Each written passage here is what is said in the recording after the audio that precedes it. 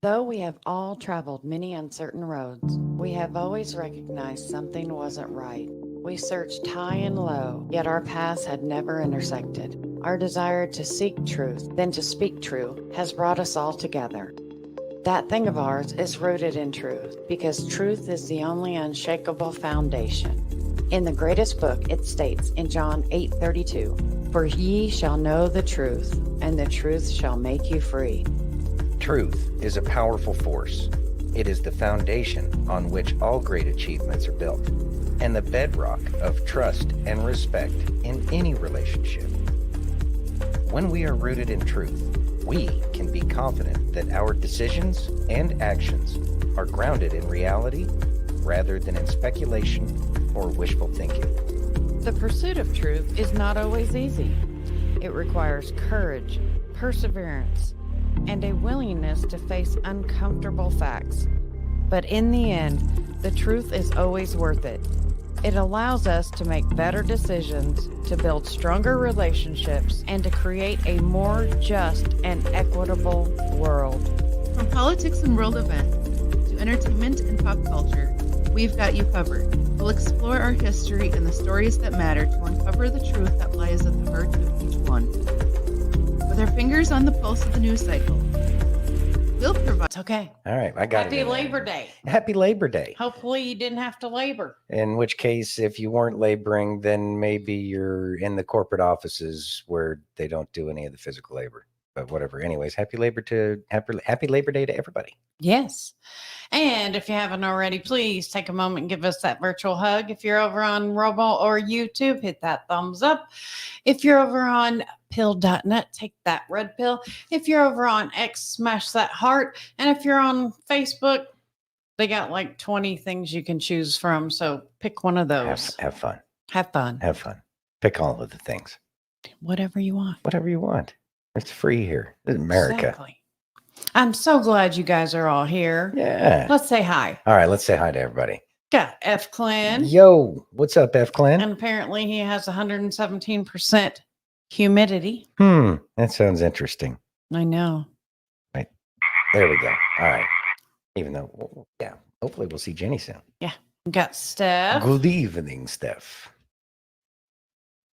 She's sitting on her back deck. Yeah, with her fan running. Mm-hmm. I know. 86. Feels like it's 89. 101 here, girlfriend. 101. It is. Carol's hey, in Carol. the house. Hey, y'all. Got Aaron in the house. What's up, Aaron? Cool, man. There's Jan. There's Graham Miss Jan. So happy you're here. Yes, happy Labor Day. Miss Colleen. Happy Labor Day to you as well. Thank you. Miss Wendy in the house. Hey, Wendy. So how is everyone's Monday going? Yeah, how's Monday? Monday. Hopefully it's not Monday. No, it was actually a good Monday. But it really was. That's because it was Labor Day. Yeah. Yeah. Yeah. So got that. I was able to get a lot of stuff done today. So. Yeah. Yay. Yeah, well, we all got stuff done today. Yeah. Things, all the things, not all of them, but lots of the things were done Carol today. said it was boring. Boring? I can understand that. Yeah, that happens. It happens. It happens. You know, just because you have time to relax doesn't mean it's boring, Miss Carol. Well, I mean, could be. No, sometimes you just have to relax. It can be boring. Anyways. Are you ready? Cooked the last couple of days. Ooh. Food. Anyway. Are you ready? Yeah, I'm ready. Let's move along. Okay. We got Bobby. All right. We haven't had Bobby in a while. It's Bobby. Haven't seen him in a long time. Get the worst rap. Okay. Okay. Ready? Yeah. Are you? If my computer will. Ooh, grilling some barbecue chicken. Hey, Skunk. What's going on? That sounds amazing. It's a good thing we ate before the show. I know. Yeah.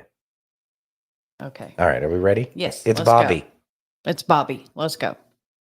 Free thinkers get the worst rap because there are fewer of them than there are those who are enslaved and bound by the system. A free thinker is always called crazy by the masses. The majority of people are still hooked up and tethered to the matrix, and they have been deeply conditioned by that matrix to live in the vibration of fear. When those who are bound by the matrix experience an awakened being who thinks freely and experiences all perspectives, they get triggered. Their ego goes into overdrive and they start justifying their closed-minded thinking by calling you crazy. But the truth is, they are so deeply programmed that they don't realize the one they're calling crazy is going to be the one who sets them free. The free thinker's intention is not to impress others, but to give people the tools to help break belief systems so that they too can unshackle their bindings. From a spiritual perspective, we've all been chained before, and every free thinker can tell you the exact time and place that they were able to remove their chains. They can tell you the exact moment they recognized the illusion for what it is and peeled back the veil. The illusion looks so beautiful on the outside. The truth is dark and the truth is ugly, but the truth will set you free. The truth is a space where the lonely live, but in that space we create the deepest connections and the deepest bonds. Thoughts? So, Bobby, it's been a long time since we've seen Bobby, but I more often than not certainly love what he has to say. I can't think of much of anything that I don't necessarily agree with. And in reference to free thinkers, we don't do it to look cool, No. especially considering that most people get ostracized for thinking freely. And then there is some of that, I guess, look cool kind of stuff, Yeah. but that's not really what it's about. It's not about, getting any kind of credibility. I mean, the credibility is important because you don't want to sit there and give out a whole bunch of, fake stuff all the time. A reputation is built based off of, people's predictions and stuff like that. Mhm.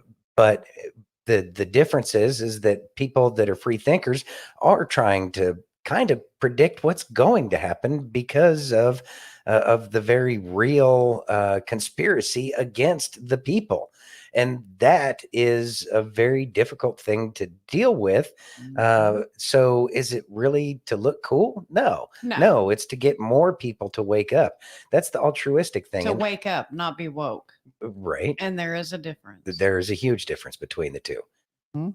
So, and so the goal ends up becoming to try to get other people to wake up because that's how we can get things changed. Mhm. But you know what? Getting people to wake up is a beautiful thing, and it's filled with rewards and challenges all on its own. But it's worth it because in the end, it provides security for all of us. Absolutely. And as we move through this, I mean, I can't believe it's almost been 6 years since we started doing this. Are you serious? Yeah. Well, not the podcast. Not the podcast. Yeah. No. But Waking the up waking and up journey. digging and seeing how many lies are out there.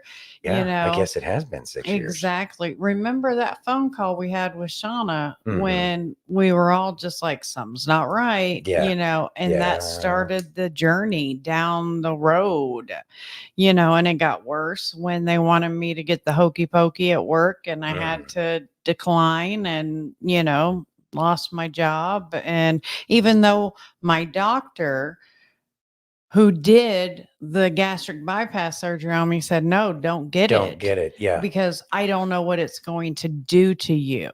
Yep. And they just didn't care. Again, there's Didn't great care. doctors out there who do care. Yeah. The hard part sometimes can be Yeah, but trying I to worked find for them. a hospital. You'd think that they'd want to listen to another doctor. Well, yeah, they would, but they have their corporate things that they have to deal Yeah. with. And that's a difficult spot, because I'm sure that there were plenty of doctors there at that organization that you worked for where the doctors didn't agree. Yeah. I'm sure there were plenty of other medical professionals who didn't agree, but you do the best you can with what you have where you're at. Sure. And so we listen to those who, I will say that one of the things that this entire awakening process is causing, I guess, the real benefit in all of this is that people are willing to listen to that one person who has a different perspective. Hey, Turber. Hey, Derber. Aaron says many of the just follow orders to cash their checks. Yeah, I get it, man. And a lot of people were scared in the beginning too because they didn't know what was going on. Well, yeah, they used fear. Yeah, and now they wouldn't do it, for anything. No, they wouldn't. So, all right. You ready? Yeah, okay, I'm ready. Okay, let's go. All right.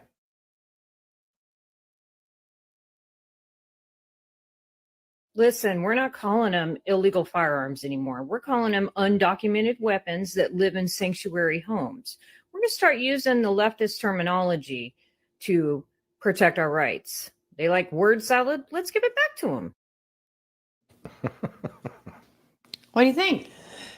The word salad stuff, I think that it can definitely be used as an educational tool and have fun all at the same time, because you're using exactly what they've been using this whole time against them. And I just know that makes the noodle just like start spinning in there, and then they lose their mind and all that other stuff. I think it's a great idea though, because you're showing them a mirror, and narcissistic people love it when you show them a mirror, don't they? They hate it. Oh, do they hate it? Oh, they hate it. Oh, They well, hate it. maybe that's not such a good idea. But if you want to have some fireworks, by all means. We should. Bethany says they were working on meeting their quotas. Sadly, 100% the case. Steph says, I was just one of those that I didn't know nothing about it or enough about it, and I wasn't going to take a chance. And I know that my doctor told me not to also. Yeah. Yeah. And a lot of people didn't know. And there were some great doctors out there that shepherded their flock. Exactly. Wendy says, also, doctors have a huge ego that's hard to get them to listen. God complex is real. And yeah, I can understand that. It's interesting because you do go through all this education, all this training. You've been at the top of your class for your entire life. That's why you are in the medical field. These generalities, of course. Right. And then you get moved into places where it only feeds the ego. Because I can say I had the same thing happen to me when I went in the military. I started thinking that my shit didn't stink, that I was, better than everybody else. And I got a very real humbling, and I think it was necessary. But I think that that's kind of one of the things that it's one of those life paths, considering that this is a schoolhouse, and that's one of those, it's one of those life lessons that people need to learn. Yeah. 100%. Aaron says, don't lower yourself to the level of the leftists by butchering the English language. Oh, man. Sounds like fun. Just to mess with them. Yeah, I know. Okay. Because Aaron doesn't ever mess with anybody. I know. Yeah. I know. He's so sweet. I mean, he really is, but he can be ornery too. He can be ornery. So, Aurora, Colorado. Never heard of it. There's a lot going on. Yeah, and I know. I have several videos on it. So, well, we've had the weekend because we'd actually talked about it on Thursday, but there's been some time that has happened between then. So yeah, lots of analysis and all sorts of stuff. Wendy says, my stepdad, who will not listen to me, even said he heard the doctors talking about bonuses and all the money the hospital was getting. He volunteers there. Yeah. There you go. Leftunist. Gotcha. Got it. Thank you. Words are hard. Yes, words are hard. He still got the vax and was just diagnosed with prostate. C word. All right. Prayers. So everybody, prayers to Wendy's dad. Yeah. Stepdad. Yep. So we're going to start off with Sassy. I have several videos on Aurora, and we're going to talk about it. You ready? Yep. Earmuffs. Update on the Colorado bullshit. Talk about Hell's Angels, illegal migrants, overtaking the apartment complex, the mysterious signs that have popped up from Denver to Aurora, and we're going to sift through a slop tub of Democratic pig shit. Got a sifter. There's a lot to go over. Let's get into it. Number first thing. Are the rumors of Hell's Angels, a.k.a. the modern-day Avengers, headed to Aurora to deal with Venezuelan gangs? It's been days and nobody still knows. It's TBA, bitches. You'll see them when you see them. Listen further.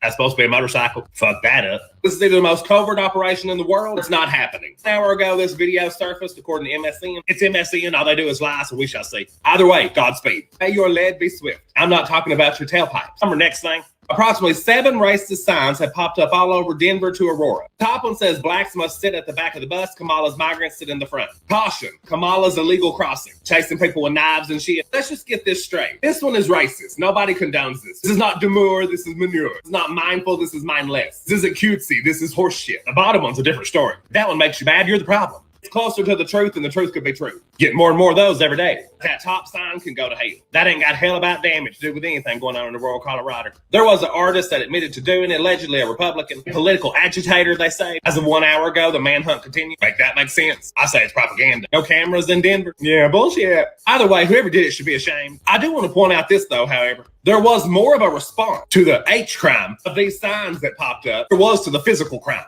of what is going on in those apartment buildings, of which the governor denied and the mayor admitted, and the police have still not said shit. And nobody investigated until it went viral on the internet. Really begs the question, what the fuck is going on in Colorado? Oh, wait.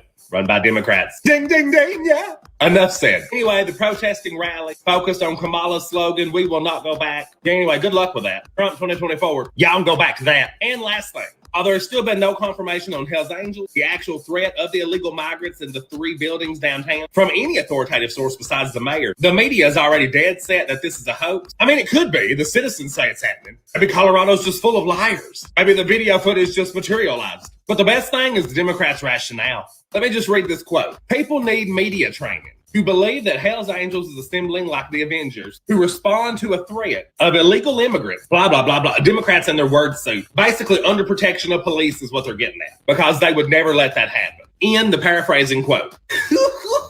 Wait, let me sit down again. You mean the party that wanted to defund the police, talk shit about the police, how corrupt the police are, yada, yada, yada, blah, blah, blah, with your yap degrees. Now you pro-police. Boy, I tell you what, if they ain't one thing consistent about the fucking left, is that they're never fucking consistent. That's all for now. Have a good day. Fuck a Democrat and bye.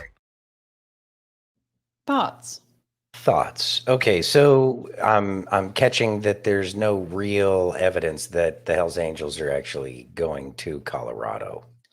I have some video. You have some videos. Okay, so, but I also don't think that if they were about to do some crazy stuff over there, that they would announce it and they wouldn't make it public, and they would do it under some kind of cover or something.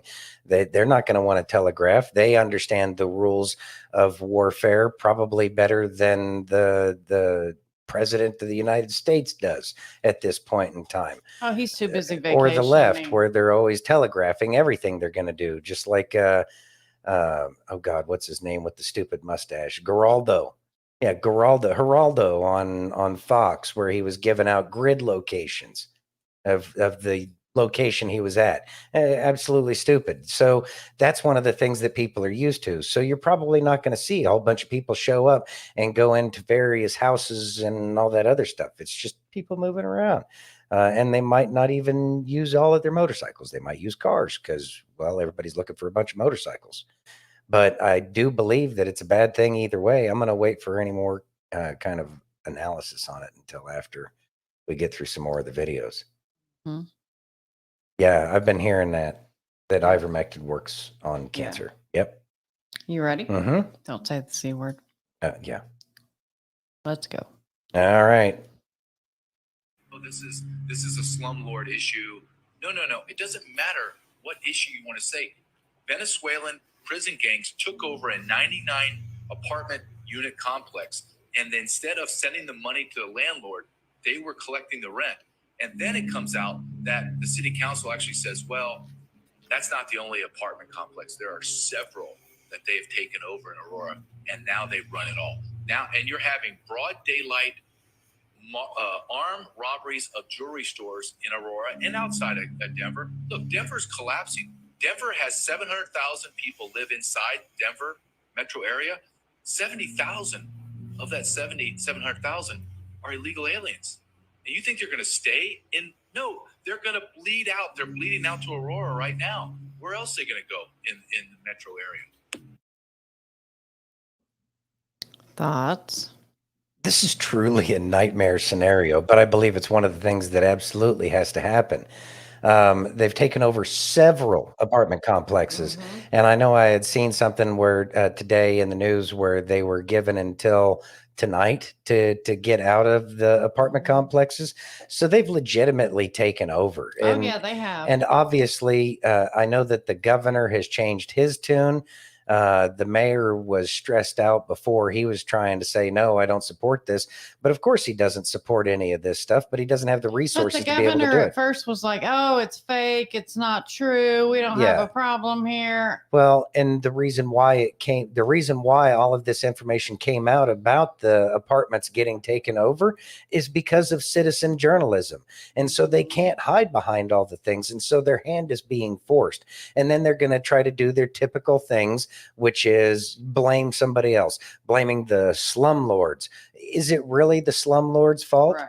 The slumlords, the people that you call slumlords, are just trying to probably get their bills paid just like everybody else, because these properties have been sold time and time and time again. Each property owner has taken out absolutely all of the equity. Meanwhile, all of the house prices are artificially inflated because the dollar is purposefully weakened. This is a concerted effort, and it's by the very people who are trying to deny that they have anything that they have to do about it. But why else do we have tax dollars other than to say we don't want foreign invading armies to come into our nation and kick us out of our homes? And if the federal government doesn't do that, then it's up to the state government. And if the state government doesn't do that, then it's up to the county. And the thing is there's this entire chain of governmental organizations that are failing on every account, and we, the people, have to suffer. And now there's this rumor that the Hells Angels are coming out there. And I'm sure it's not because, they're waving the red, white, and blue, even though I'm sure that's part of it, because a lot of those people, I'm pretty sure, are combat veterans. And then they get out and then they realize all of the bullshit that it has been at least portions of the federal government. And so they decide that, you know what, I'm going to live outside of what the law says, because a lot of what the law, those who are making the laws aren't exactly following the laws themselves. And if you have any if you have any wonders about how, people could, wonder if everything's being done on the up and up with the federal government, just look at what's been going on with Ukraine. Look at what's been going on with the pandemic. Look at what's going on with all of these things. And so now I'm pretty sure if they were, if they are going over to this place, it's because there was a Hell's Angel member who got hurt, or maybe one of their old ladies or something. But you mess with them, you're going to mess with all of them. But at least they have the resources available. These would be one of those warlords that you would hear like in the Bible or something like that. And they're going to take care of business because the other people that are supposed to be the lords of our land, i.e. the federal government or the state government, et cetera, aren't doing their damn job. So somebody's going to have to step up to the plate at some point in time. And now we're about to find out what it's like in a lawless, anarchic kind of scenario. Exactly. Look, we get wisdom. Isn't everybody excited? I know. Miss Jenny. Jenny! Watch out for the frogs, Jenny. We're happy you're back. I hope everything is going well. Yes. You ready? Yes. Got more on Aurora. All right. Let's go. Here we go.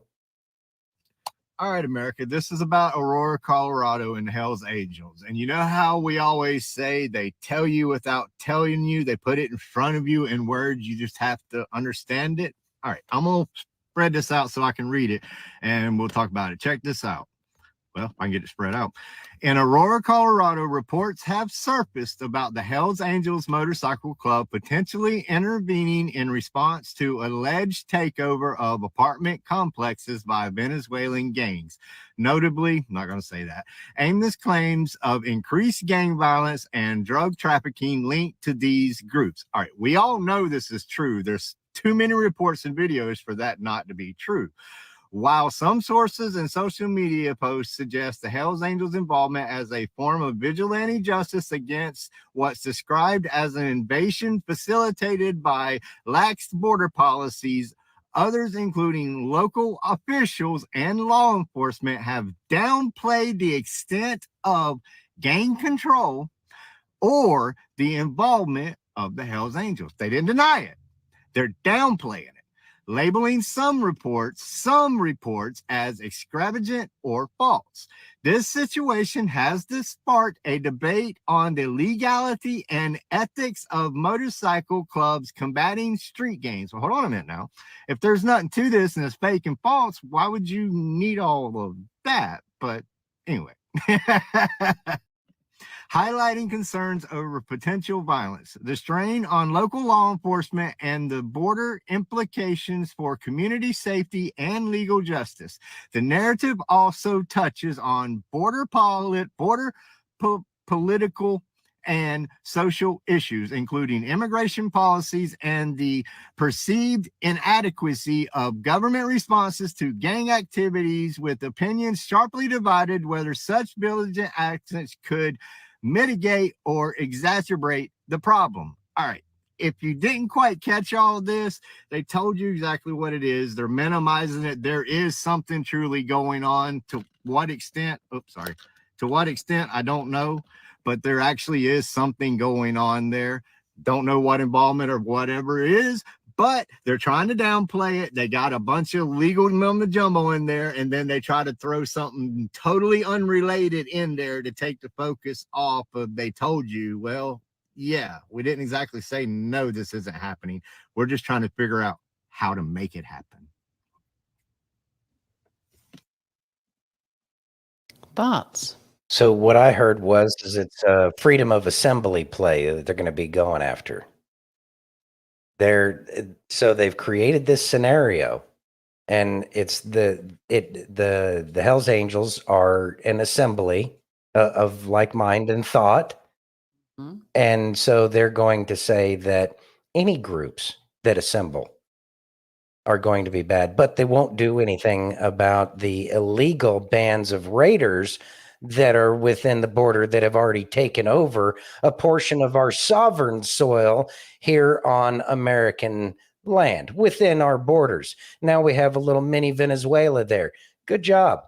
And then you're going to turn around and try to talk about, that it would be an illegal assembly.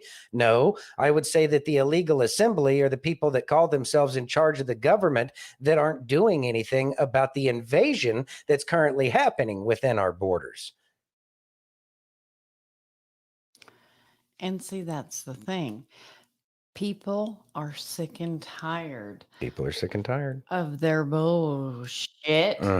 They are sick and And tired of it. They're tired of everyone saying stuff that isn't true. Well, but they always lie. We can expect them to lie because that's all they know how to do. I don't know if they even have the capability to be able to tell the truth. But the don't good think thing they is do. all of them are being found out. It could very well get ugly all over the place, especially if this is allowed to persist. But the good Mhm. thing is most people are talking about it, and this is very much the conversation that should be on the top of everybody's topic of conversation, because that can spill out over into the rest of the nation, wherever migrants might be. Mhm. God, where could migrants be in the country? Thank God they've Everywhere. been busing them and flying them to all these other cities. So as Mhm. much of a great idea as a lot of people was, and as much of a great idea as it was to get people to wake up to the problems of illegal immigration in all these sanctuary states and cities like Colorado and Aurora as sanctuary places that they are, Denver. Now they get the benefit of that and they get those problems. So, okay, now you can see the problem that, all of these other states have been having to deal with the illegal immigration because, surprise, surprise, these people are violent and that's all they know. So now, can we put our heads together and try to figure out how to really deal with this? Maybe it's time to go ahead and remove some of these officials from office for dereliction of duty. Mhm. Hey, Rainbow, what's going on, man? Have a good night at work, sir. Yeah, have a great night, And man. thank you so much for stopping by. Yeah, we appreciate that, Rambo. Good to see you. We love you, brother. Yeah, man. Okay, Jenny says we all know something big is going to happen before the election. Yeah. And that's exactly right. We don't, we know that something is happening. we're just not sure what it is. Steph says, me personally, I do believe it's going to spill out. And I do think we need to keep our head on a swivel. I do not think everybody needs to get prepared, my opinion. And that's another thing. Hey, brother, I appreciate that. Thank you for trying to come back. It's, truly appreciated, but don't hurt yourself. No, don't. Yeah, keep your head on a swivel and see what's going on around you. I've noticed that recently we've had an increase of people knocking on the door so that way they can try to sell something. And it could easily be any number of things other than. So yeah, be leery, be aware, but also don't be in fear. Being leery meaning question motives of everybody that you don't know and what their possible intentions are, and recognize that you could have something they want because they don't think like we do. Exactly. And it's okay to not open your door if you're home alone. Yeah. It's okay not to open your door if you are home with other people. Yeah. You don't have to open your door. Yeah. You can talk through the door. Exactly. You ready? Yep. Okay. So we'll see if this is true or not.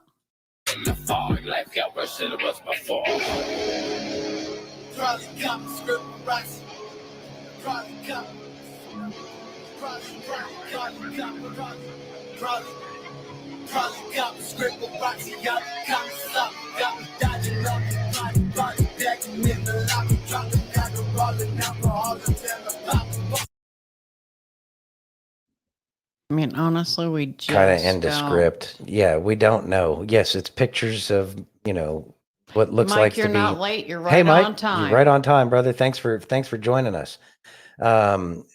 We don't know. Like, those are indescript videos of what probably looks like a bunch of Hell's Angels in a lot of ways. They had the bottom rocker, which is an indicator of something very serious. And if you don't know what a bottom rocker is if it's the name of a state or a city and it's at the bottom and it goes like a rocker. I can't think of another. Yeah, the feet on a rocking chair. It's a rocker. And if it has the name of a state or a town, then more than likely that is a defended kind of thing. So there's that. Exactly. Aaron says, if I didn't invite the person to my home, they likely do not want me to open the door because I will be holding a machete or a 12 gauge. Well, that's certainly one way.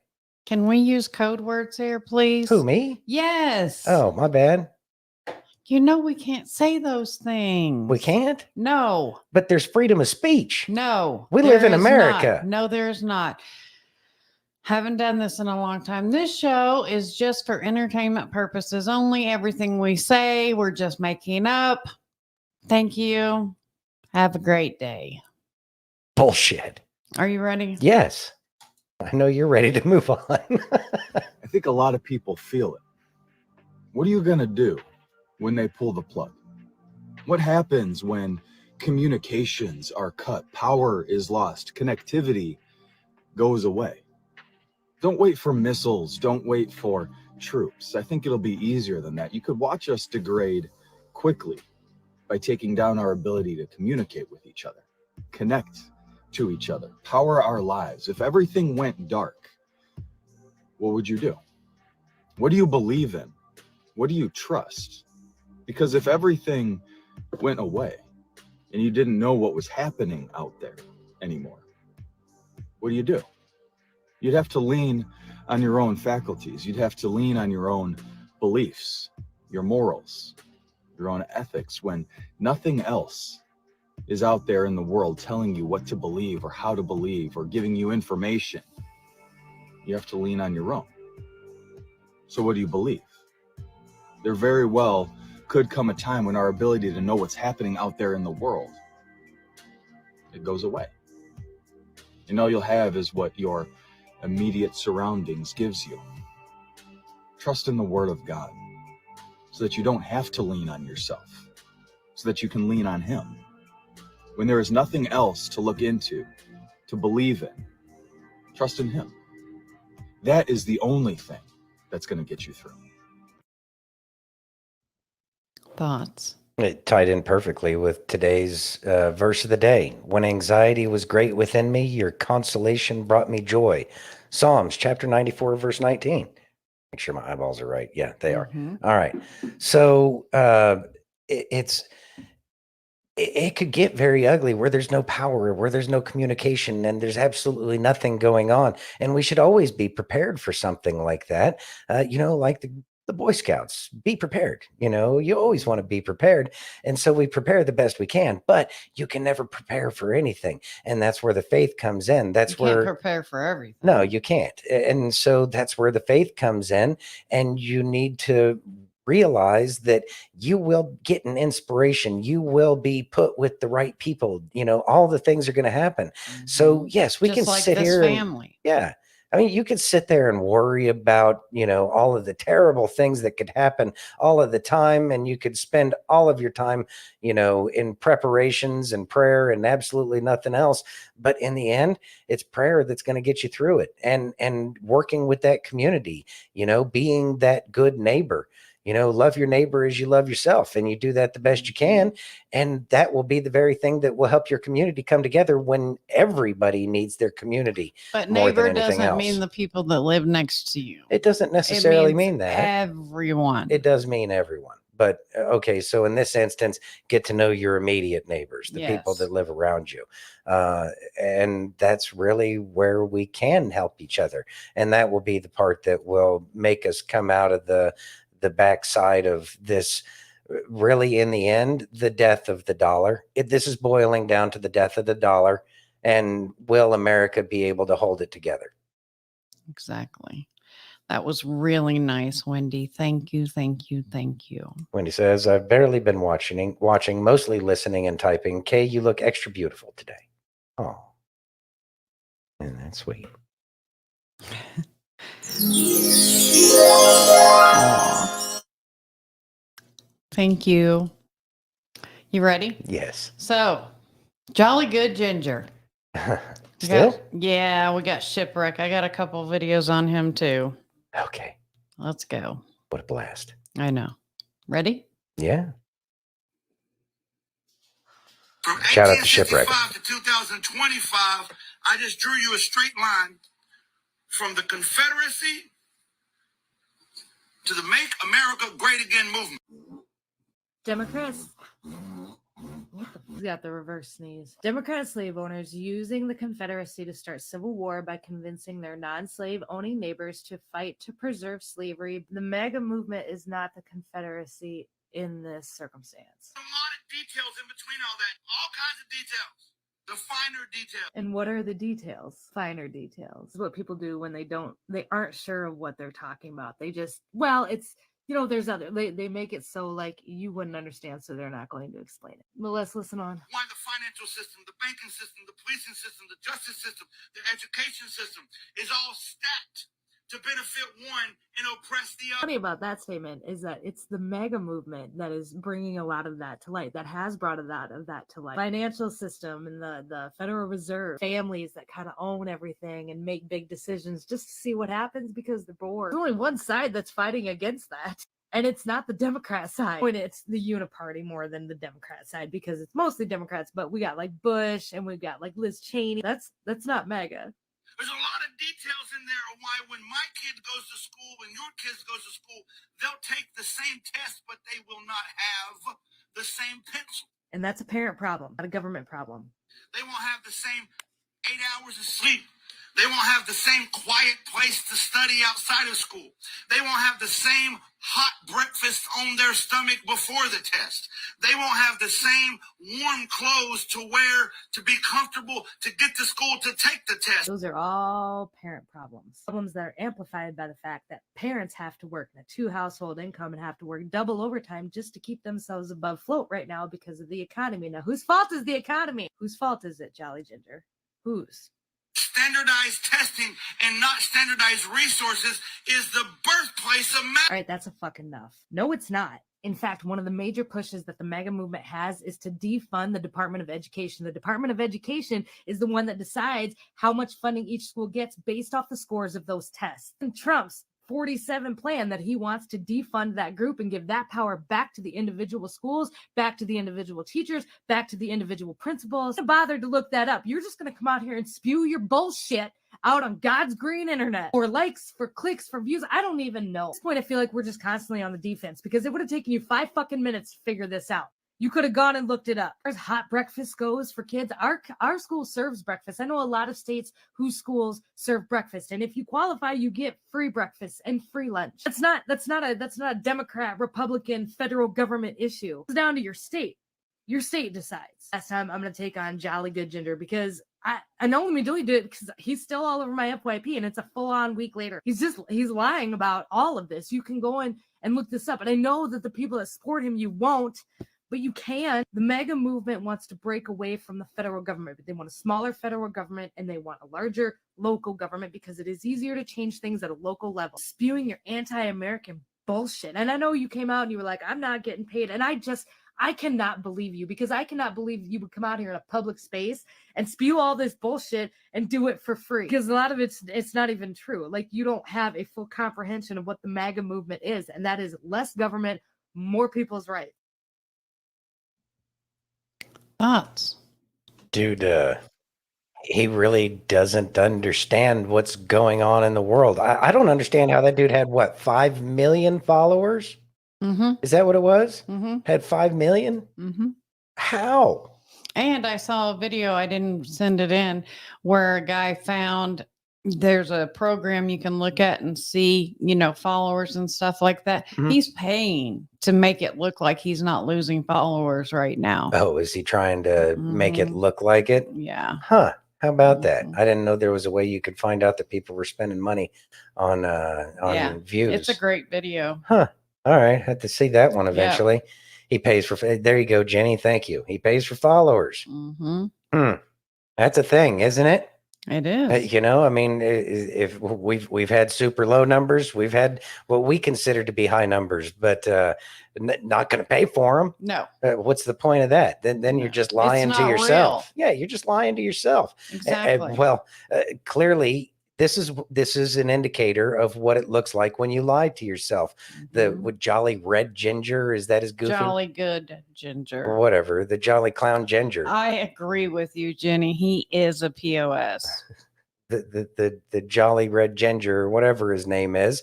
This is exactly what it looks like when you lie to yourself too much because you can't even figure out what the truth is. And so you go on the internet and make yourself look like a complete ass because you don't even know anything about the opposing perspective. That right there.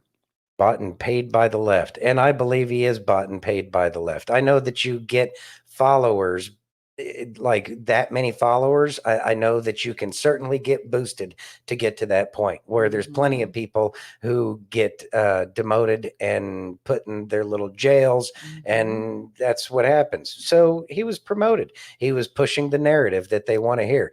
So that is an interesting thing altogether, but it sure is nice to see somebody who's been spewing all those lies find out that really, like nobody really believes your shit anymore. People are waking up to it. Even read the email that they send out to these freaking. We played it on the show where Amp read that email. Oh yeah.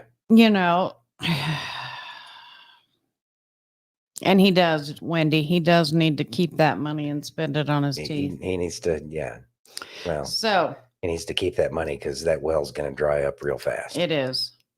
So we have older millennial because Jolly doubled down. You ready? Nice. Hey, Dad. Hey, Dad. How you doing? Okay, let's see.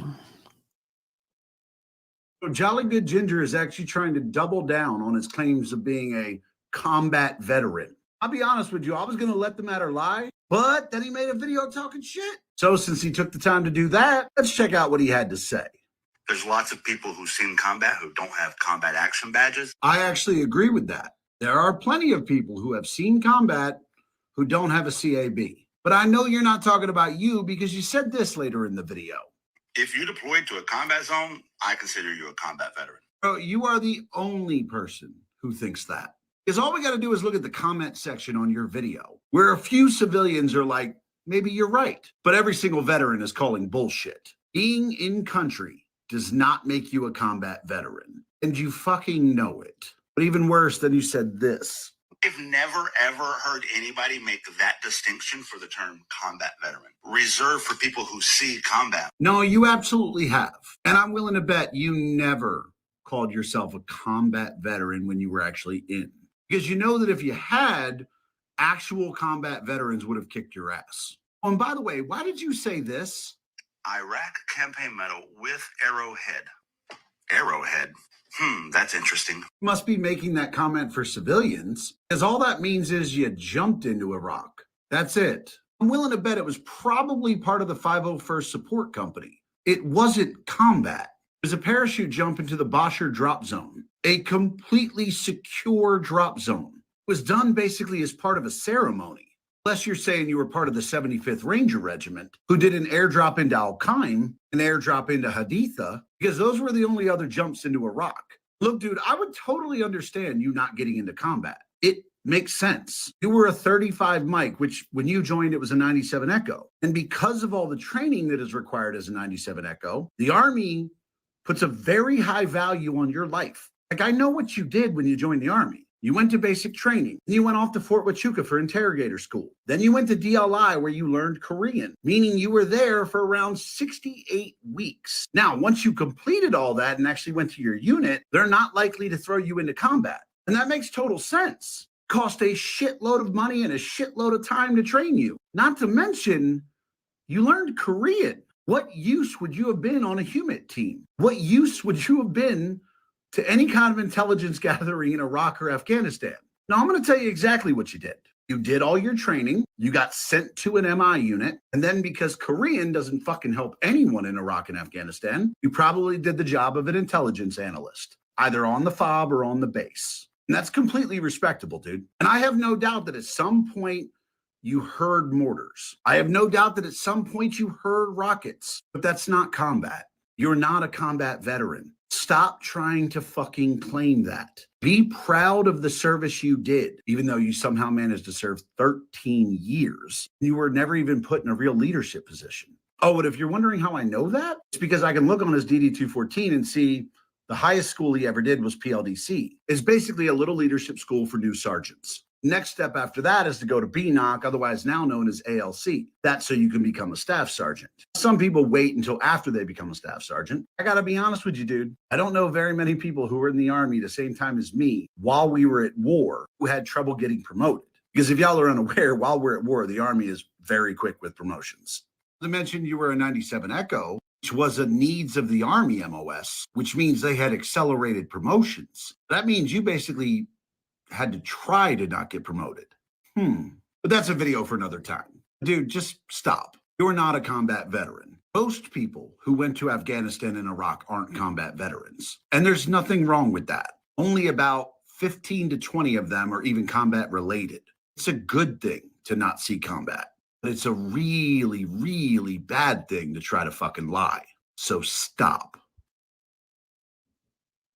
Thoughts, Mr. Combat Veteran? So he's doubling down on the fact that he thinks that he's a combat veteran because he was in theater, and he knows better. The older millennial just went through that very well. That the Jolly Red Ginger or whatever his name is not a legitimate combat veteran. No, he doesn't have a combat valor. To an extent. I'm not going to level that. Well, yeah, I guess I can level that claim against him. Stop being a dumbass. Because you know better. I understand that people want to claim things that brush up against the truth so that way they can get some credibility that they otherwise wouldn't have. But the credibility that he seeks does not lend itself. I'm trying to find the right words here.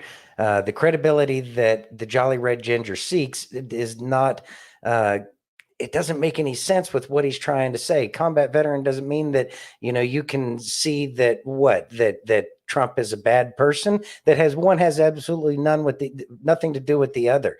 And the points that he makes are always off base.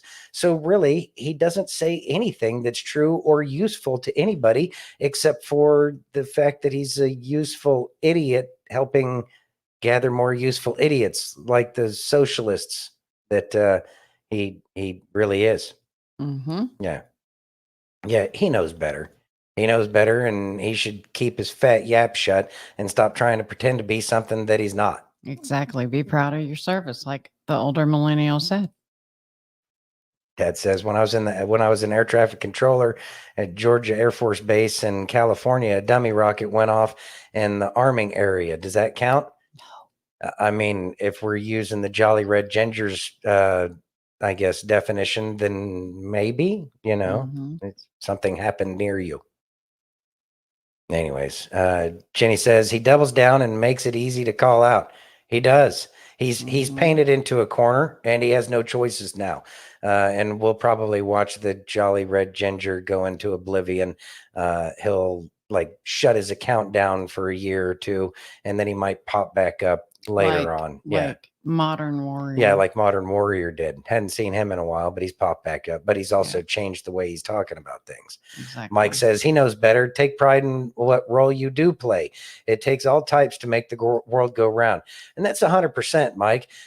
This is not to disparage anybody who hasn't seen combat, because it takes a set of huevos to go to a combat theater, because there's plenty of people who try to bail out of getting deployed, and Tim then Walz. they try to become the vice president of the United States after they were a governor. I mean, we all have our own priorities, right?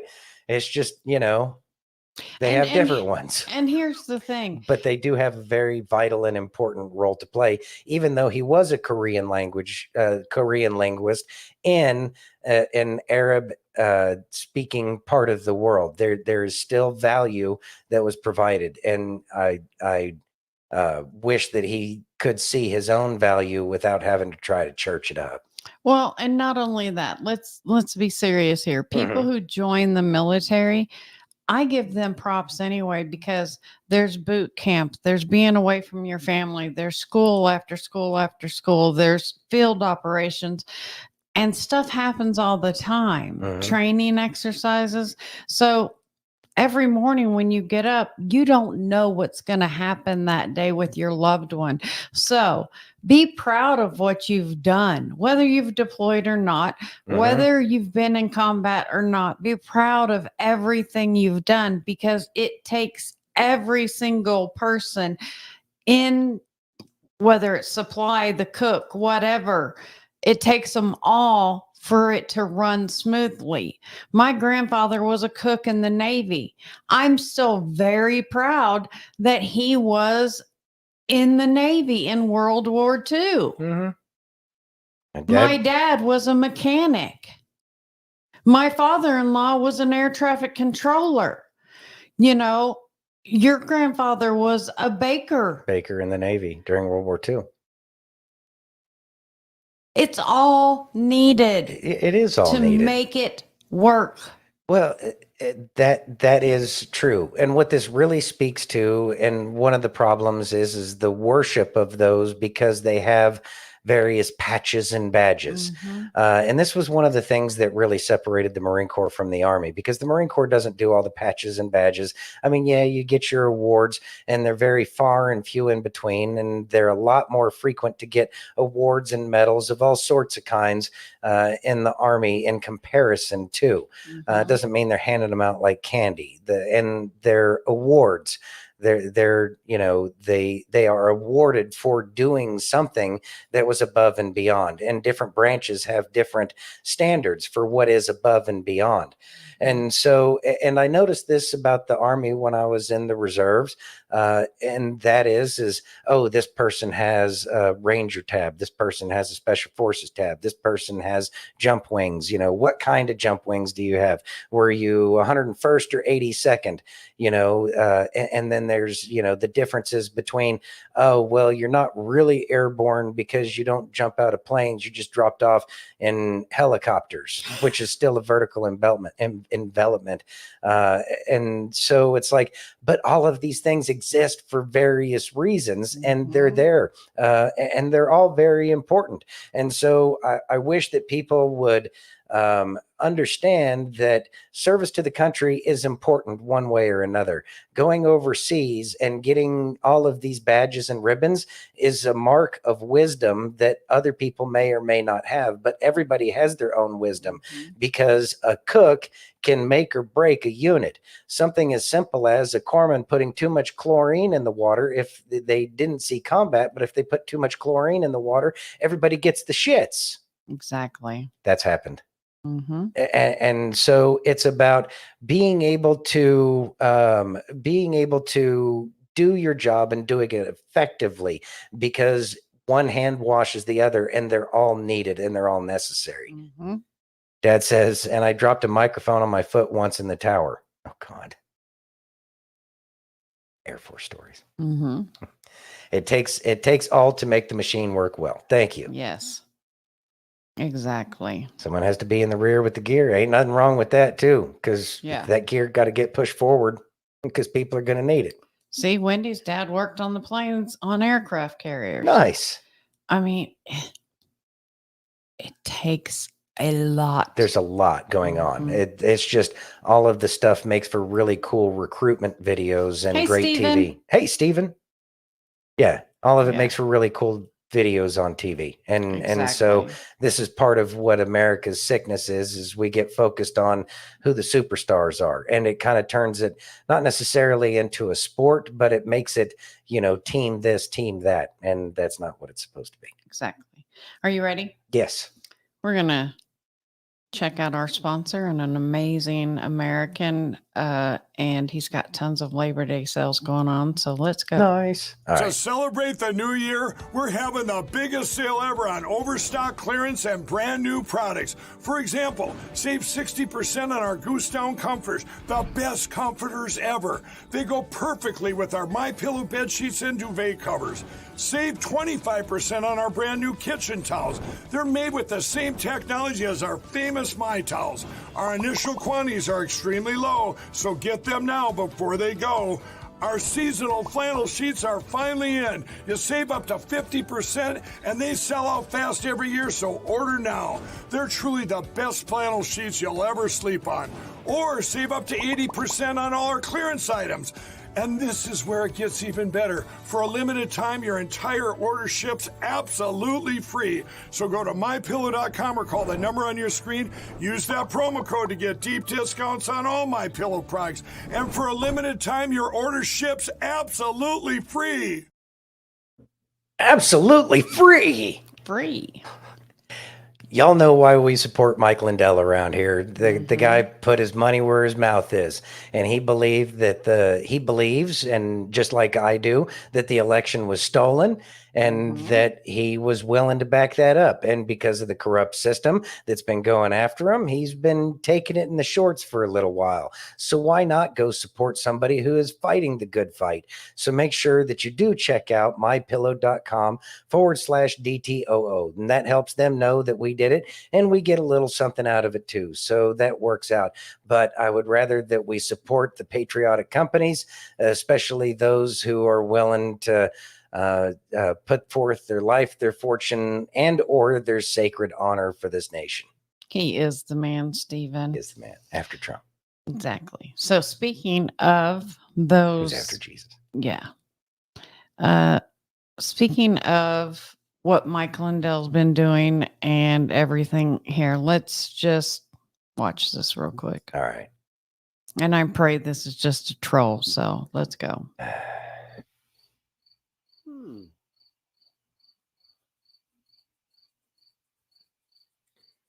I don't know. I have a feeling there's going to be some states attorneys general, maybe some campaign operatives for the Trump team, maybe some law enforcement agencies that are going to want to take a look at this comment right here. Now, it's possible that Dempsey the lab is just blowing smoke because we know how people love to troll on this platform. But I don't know. That seems like a confession to me.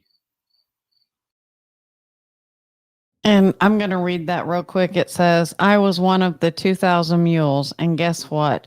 I've been hired to do it again. Nothing you can do to stop me. You might as well not even vote. It's over for MAGA. Team, we should probably try to get this over to the right people. What do you say? Because what this person is saying that he was hired to do is a crime. Well, it's a crime in many states. It may not be a crime in all states, but it's a crime. Where's Preston at? Someone tag Preston. He needs to see this. Thoughts? Because I hope it's just a troll. I hope it's a troll too, but if not, so be it. I really do believe it's a troll because once the 2000 Mules video was out and the people who were partaking in those festivities, they had the location of everybody.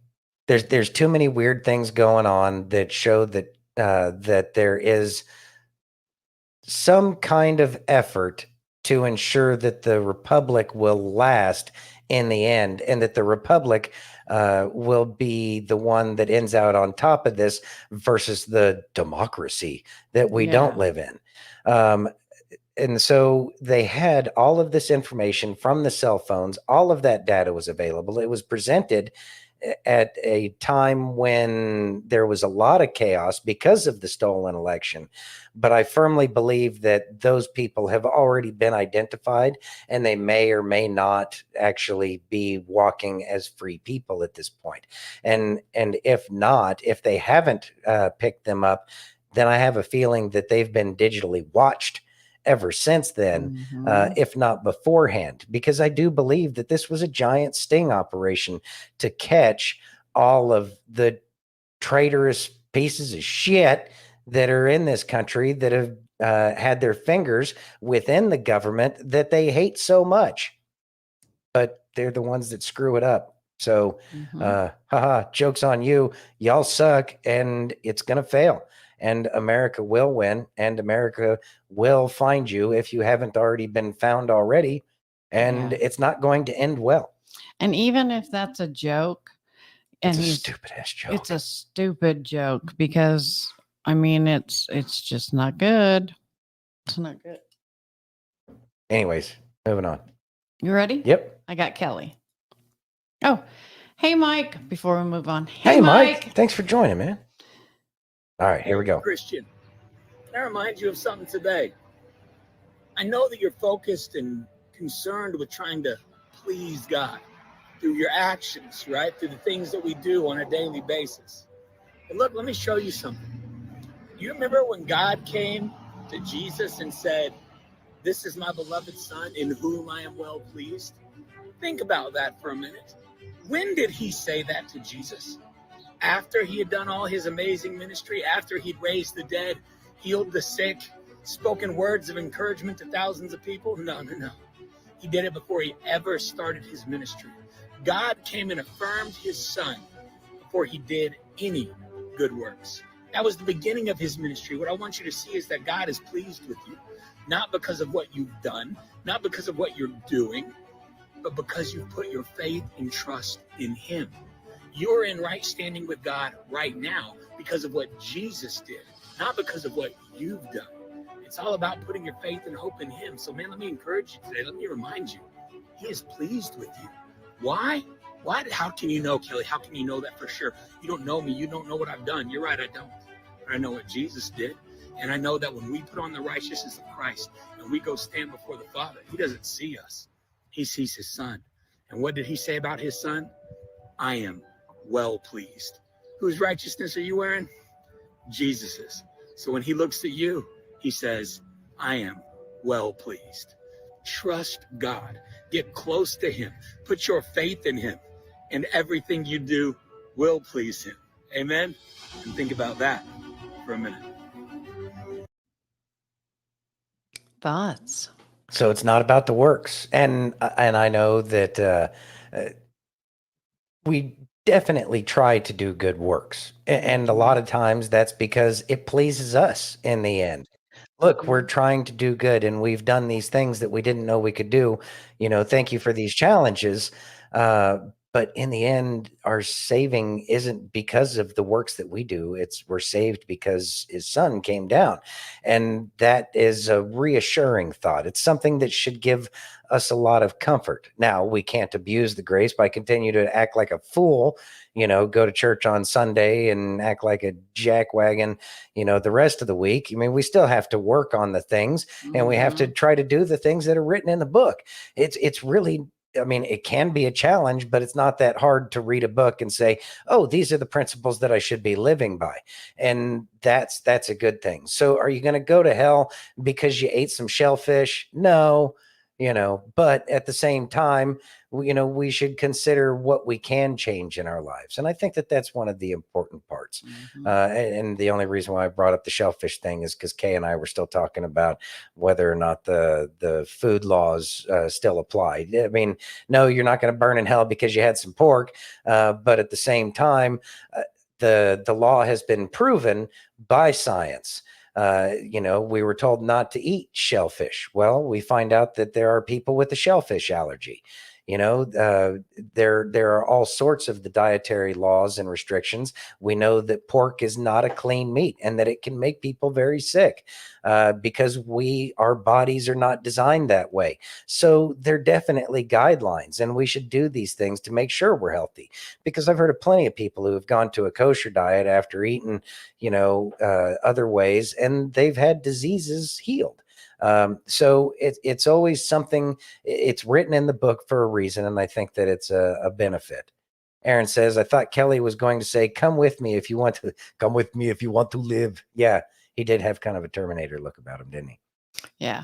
And Yeah. I do have information into Kelly, trying to get him on here because that's something we're going to discuss is that. The diet. Yeah, I know. Kay's calling in reinforcements. I am.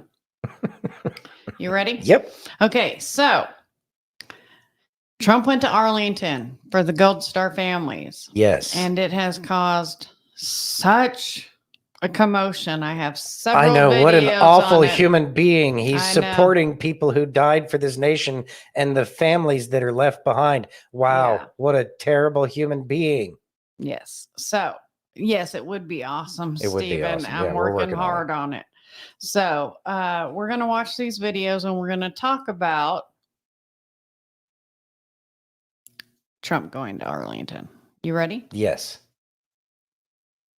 Oh, I guess, Senator, is it ever appropriate to make campaign content at military grave sites? He didn't take campaign photos there. These families, Gold Star families, whose children died because of Joe Biden and Kamala Harris's incompetence, invited him to the cemetery. And they asked him to take those photos because, as they told me yesterday, when I spoke to Kelly Barnett and Darren Hoover, the parents of Taylor Hoover, who has Arkansas ties, they don't get to go to the beach on Labor Day. They don't get to have barbecues. This is their one chance to have a memory of their children, to commemorate their service and to honor their sacrifice. They wanted President Trump there. They wanted to take those photos. You know who the families also invited? Joe Biden and Kamala Harris. Where were they? Joe Biden was sitting at a beach. Kamala Harris was sitting at her mansion in Washington, D.C. She was 4 miles away, 10 minutes. She could have gone to the cemetery and honored the sacrifice of those young men and women, but she hasn't. She never has spoken to them or taken a meeting with them. Well, they did meet with them during the dignified It's transfer. because of they were her- with them at the dignified transfer. Her and Joe Biden's incompetence, that those 13 Americans were killed in Afghanistan. Thoughts? That's why they didn't want to show up. That's why Kamala and Joe Biden didn't want to show up to this ceremony, because they knew that they were the reason why these service members are no longer alive. They wanted President Trump there because he actually cares. Yes. But Kamala and Joe should have been there. Mm-hmm. And then they're going to say that he did it for a political kind of whatever. I mean, the press, this is why nobody listens to the legacy media anymore. This is why the legacy media is dying more and more every single day, because they push their narrative. They don't ask questions. They ask leading questions. They don't ask just leading questions. They also make flat out statements and ask people to respond to their statement. So they're having to defend as opposed to try to get out what their perspective is. And these are the very reasons why everything is changing, because people have been waking up to the reality that we all have been getting lied to for oh so long. And more people are talking about when Trump gets back in, he's going to have to fix the Smith-Mundt Act, and that's something that needs to be dealt with.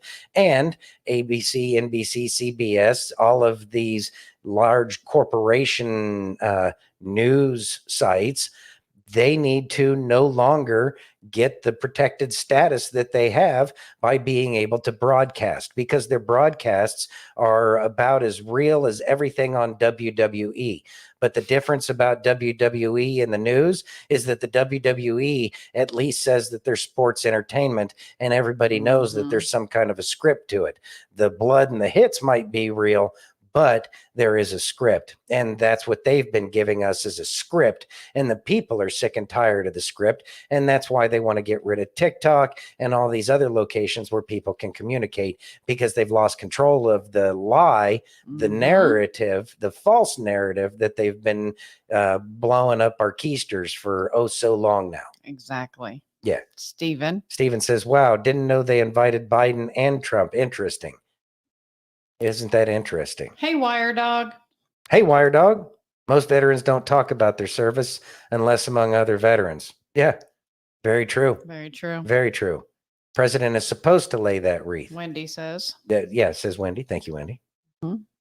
That's why, because they want to stay far from it. Yeah, they have to stay away.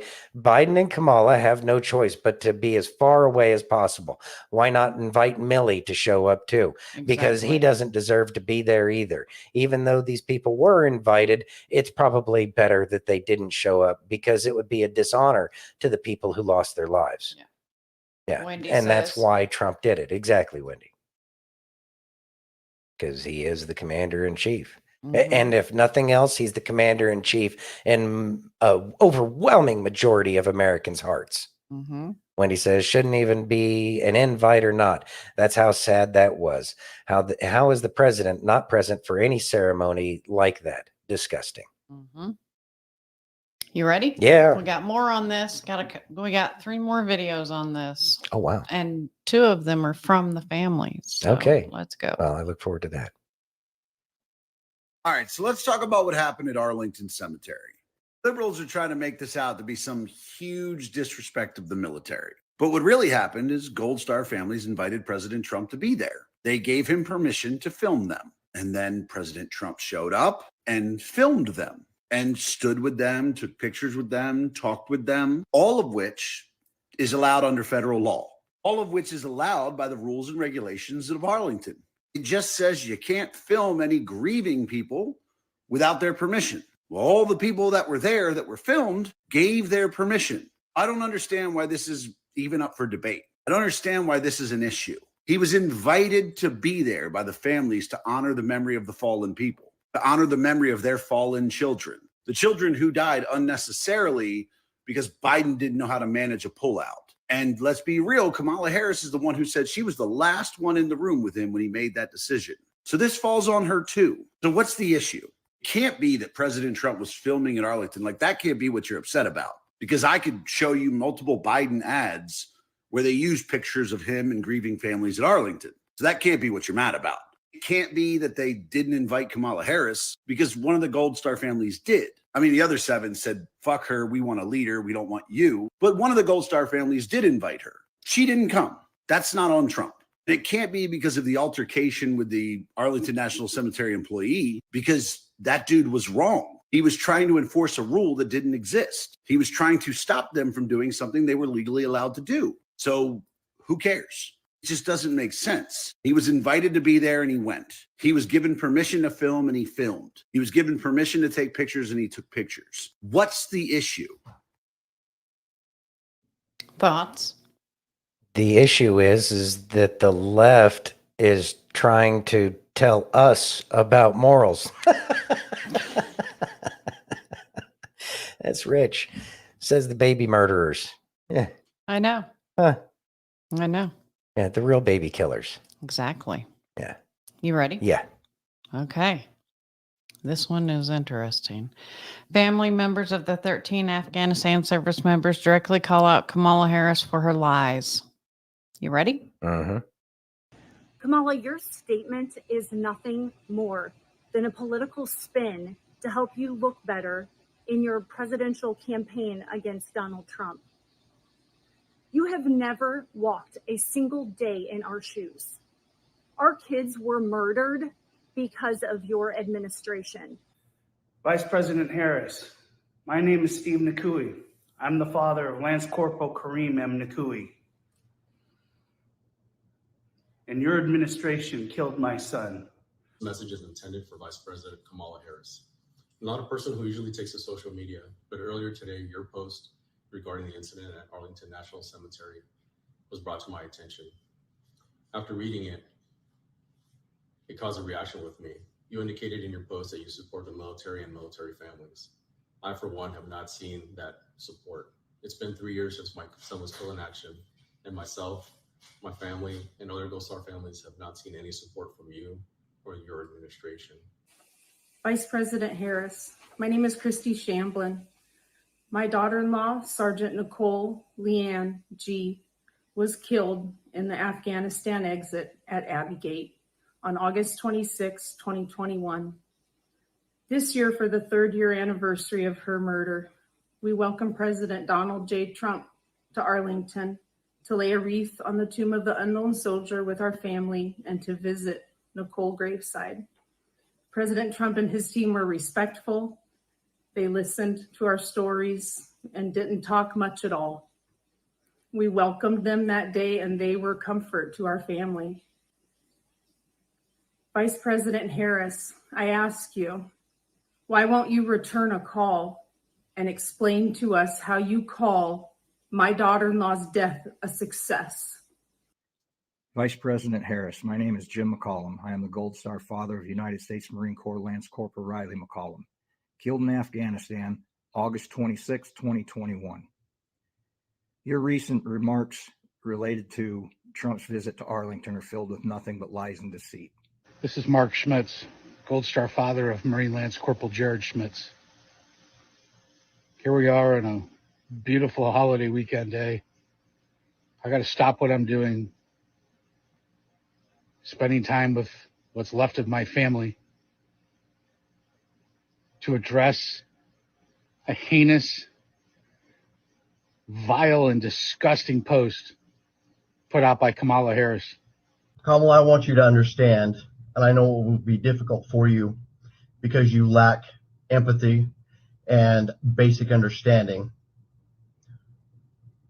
The events that happened on August 26, 2024, with President Trump at Arlington National Cemetery were solemn and in keeping with the reverence and respect that is given to all members of our military that are buried there. We invited President Trump. We are the ones that asked for the video and the pictures to be taken at the tomb of the unknown soldier.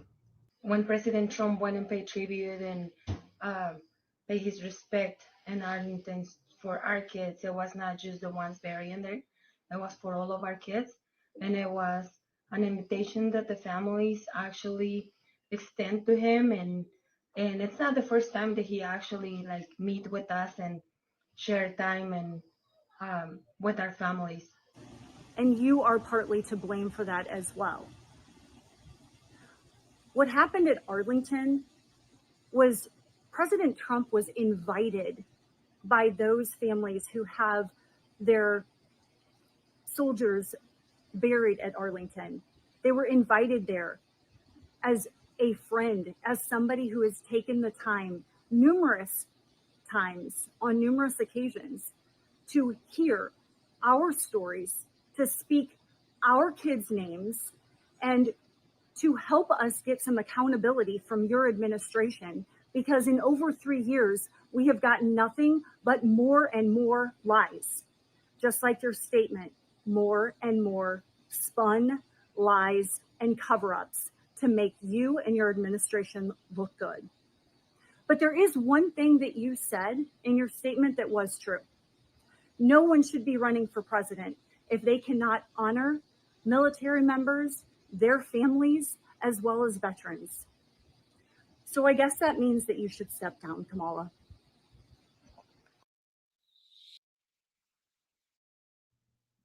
Thank you, Wire Dog. And thank you very much, Mike. That's Thank truly you, Mike. appreciated. And thank you for being here. Y'all, all of y'all make it worth our while too. This is all, for each other is what we're doing here. So thank you very much. Wendy says, my whole family is buried in National Cemetery in Chattanooga. Do not disrespect that ground. Amen. Amen. Let me see if I can remember this correctly. The snipers had a chance to stop this incident from happening, Yes, correct? sir. Yes, sir. And they called that in, correct? Yes, sir. And the rules of engagement prevented the snipers from engaging the clear and present danger to the service members that all lost their lives, correct? Mm-hmm. And those rules of engagement didn't come from the colonel that was there. The colonel just decided to go along with it. That's something that should be considered and dealt with moving forward in the future. And then who was his boss? I'm going to assume the regimental commander. After the regimental commander is the division commander. After the division commander is the commandant of the Marine Corps, and more so in this kind of an incident, the major command and the generals and so on and so forth, all the way up to the Joint Chiefs of Staff. They're responsible, especially the president and the thing, the cackling hooker that's running for president at this point in time. Yeah. The Gold Star families are the key here. They are the next of kin in a military parlance. They are the ones who are left behind. Next of kin is kind of a heartless way of saying it. They're the family. They're the parents, obviously, brothers, sisters, children. All sorts of people were left behind because of this massive, and I'm not even going to say failure, massive conspiracy to destroy that which is the United States and its military and the service members. This is treason. And those lives hang on the very people who had the opportunity, the ability, and the authority in which to prevent it when it was something that was completely preventable. Amen. It's the families that are left behind that matter. Exactly. And they asked him to be there. They asked him to be there, and that's all that matters. Everybody else can just kick rocks with flip-flops. Dad says, Cammie is a slut dirtbag with no morals nor scruples, doing only what it takes to attain her goal, no matter the cost to anyone. Amen. Exactly. Thank you, Mike. Your blessing means a lot. It really, really, really, really does. It does. It really does And mean a lot. I'm going to do this because it's crossing platforms. Yes. Wire Dog, thank you so very much for your service, sir. We appreciate it. All service is important. All and service. Nobody should certainly discount their service. Mm-hmm. But don't give a bunch of bullshit like the redheaded imbecile or whatever his name is. Yes, exactly, Wendy. We are the ones left here to suffer without our loved ones. Mm-hmm. Mm-hmm. I know. Yes. I know. There's too much of that for pointless wars, for an entertainment for the people that think that they're better than the rest of us because they went to some university and joined some devil worshiping club. Exactly. So, one more Gold Star family. You ready? Mm-hmm. My name is Darren Hoover, and I'm the Gold Star father of United States Marine Corps Staff Sergeant Taylor Hoover.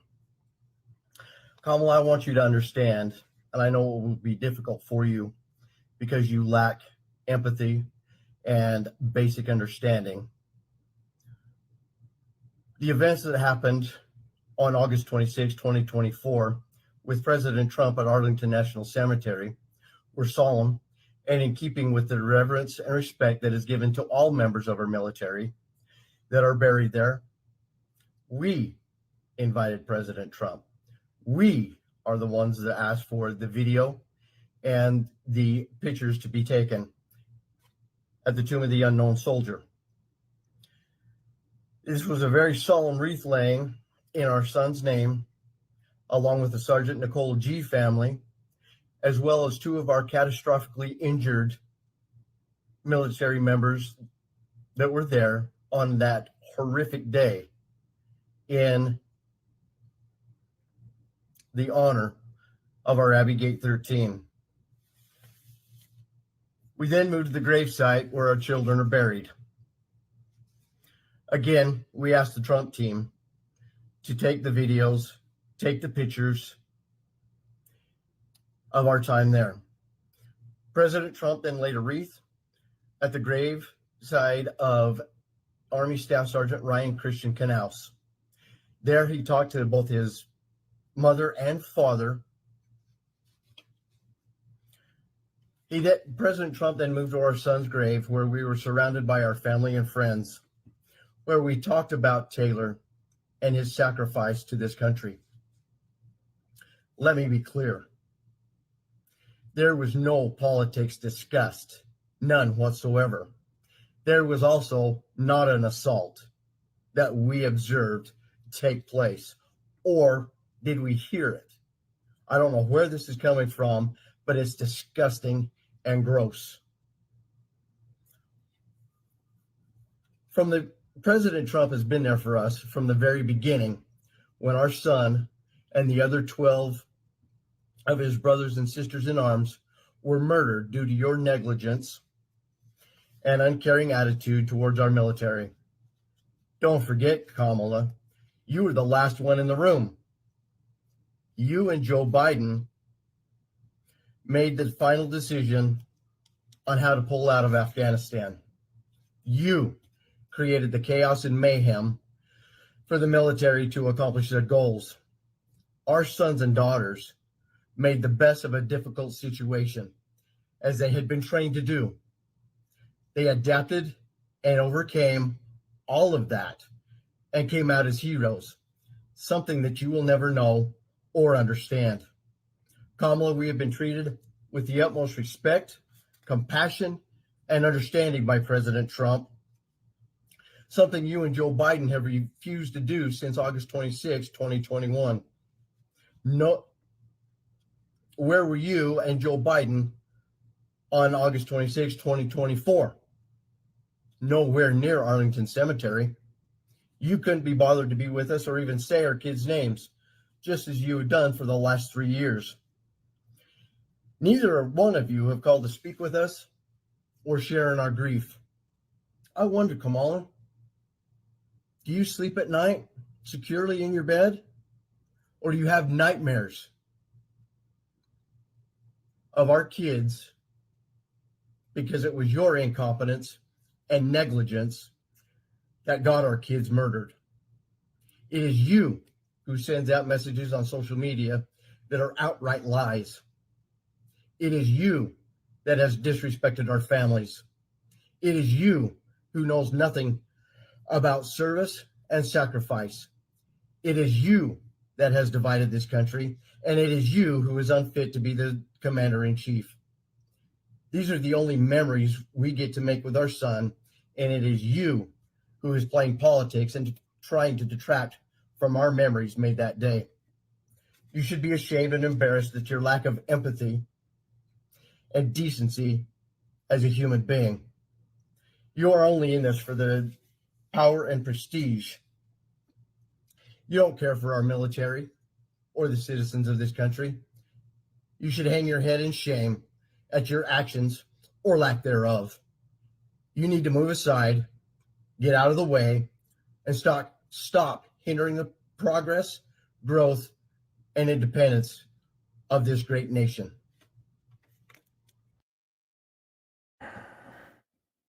You know, when Santino was still in Iraq, I went to 2 funerals.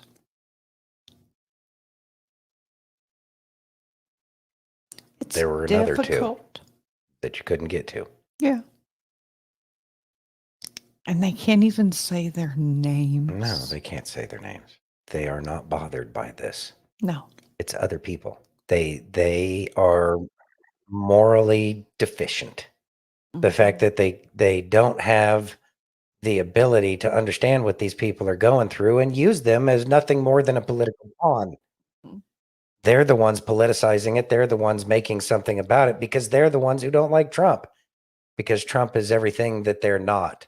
Exactly. Because Trump is an actual American who cares about Americans and America in general. Very clear. Very. As far as these Gold Star family members are concerned, the people who have lost loved ones directly, they have the most powerful testimony that really each and every one of them agreed that Trump was invited there. There is no way to wriggle out of this for them. And this is what people need to understand, because it was all of the families that were excited or felt comforted by the president. Yes, comforted by the president, Trump, that is, showing up to this ceremony at the anniversary. The families do all the speaking that's necessary here. I think that not the last video, but the video before. I mean, the last video was good because it was yet another Gold Star family member, but the other one had all the Gold Star family members. Yeah. And that is the part that matters. And they bring up the points that matter to all of us, is that why did these people die in vain? Not did they die in vain? They died in vain because it was a piss poor attempt at pulling out of a nation that wasn't giving us any problems when President Trump was still in office. Mm-hmm. And yet we gave them all of our military hardware that we had in country. Yeah. And they're going to say that Trump's the bad one. Shame on all of them. Yes. May God have mercy on their souls. Exactly. All right. You ready? Yeah. Speaking of Kamala, let's go.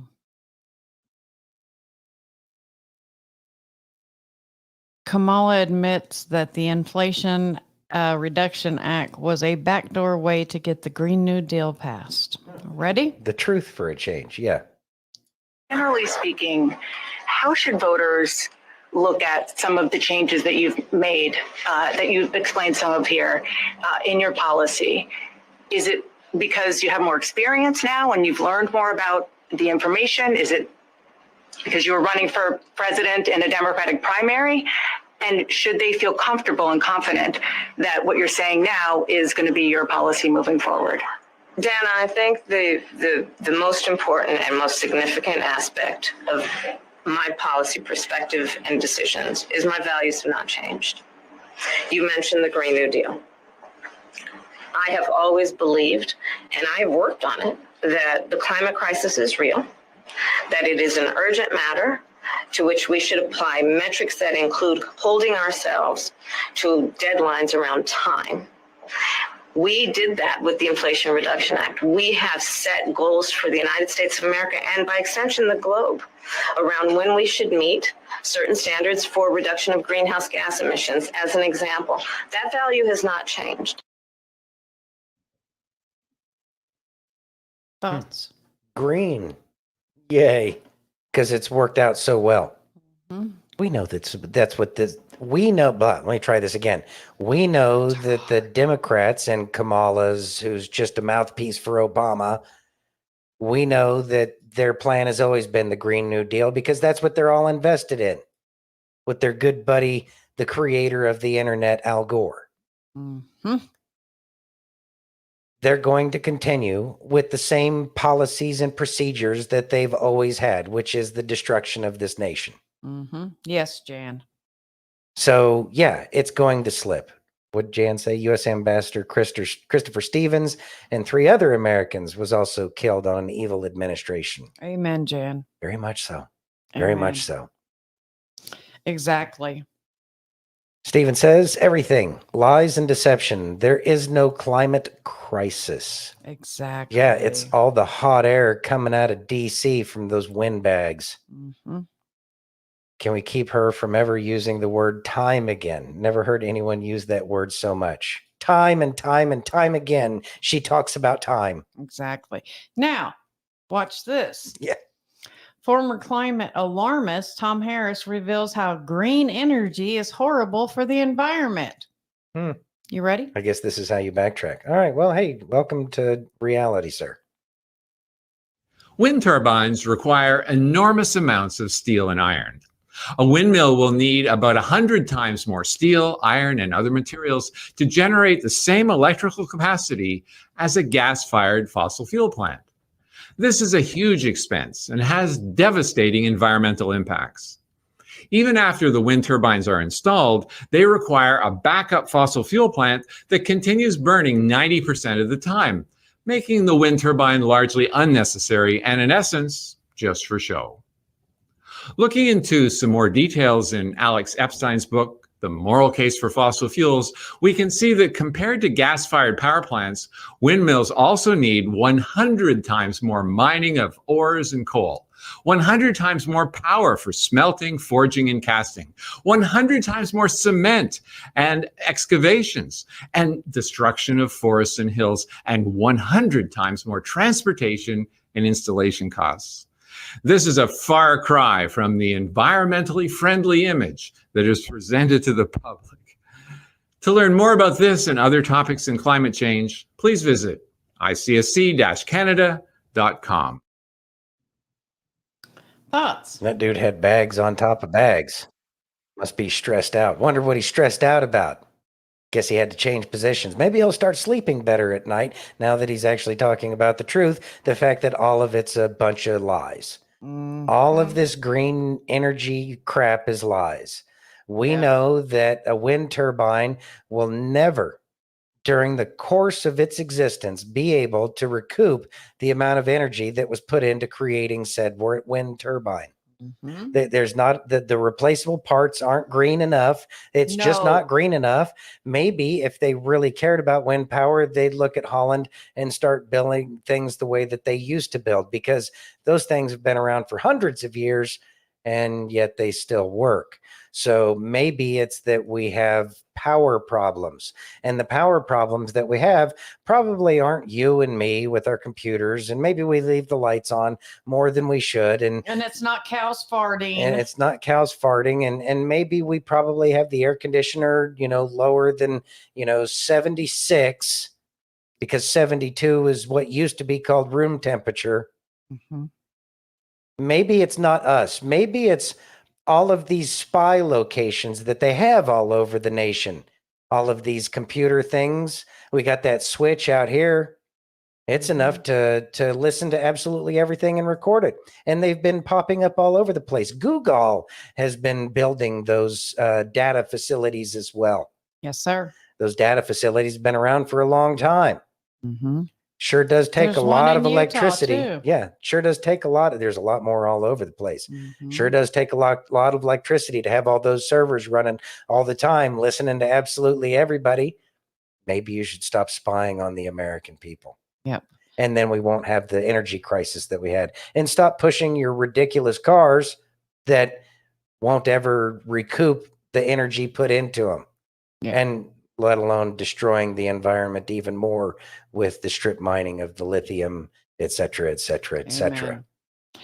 Dad talked about the vice president nominee, and we're gonna talk about him in a little bit. But first, we're gonna talk about the CIA whistleblower that just came out. You ready? Oh, well, it's a brave person.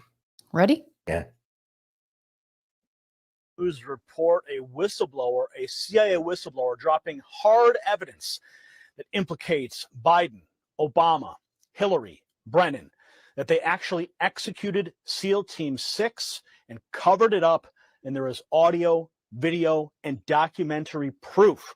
Now, before I get into this, if you're new here, go ahead and tap that red button down below to subscribe and hit that notification bell so you're the first to know when the latest news breaks. Now, Anna Kate, she'll be joining me in just a moment. She tweeted out yesterday, and now the story is going viral across the web. She said, breaking, Alan Harrow Perot, CIA whistleblower, tells Charles Woods, the father of Tyrone Woods, who was killed in Benghazi, that Obama and Biden sent $152 billion as a cover-up for the deaths of SEAL Team 6. Allen said all of the proof will come out, documents and audio. Now, I'm going to play you the video that's attached here. Okay, video of the whistleblower's own words. But first, let's get some background. Kerry Donovan from DJHJ Media reports that the full interview of the CIA whistleblower interviewed by Charles Woods and Nicholas Noe surfaced on Sunday, where the three talk about the blackmail extortion of $152 billion sent to Iran to cover up the deaths of SEAL Team 6 by the Obama administration. Perot has extensive experience with the intelligence community, and he's planning on releasing the documents this week on what he said are going to uncover numerous crime sprees. Now, I personally have confirmation that the whistleblower evidence is now in the hands of a member of Congress with the means to take action. And Perot said, of the evidence, a heavy price has been paid for what we are uncovering, and millions of people want to see the truth has to come out.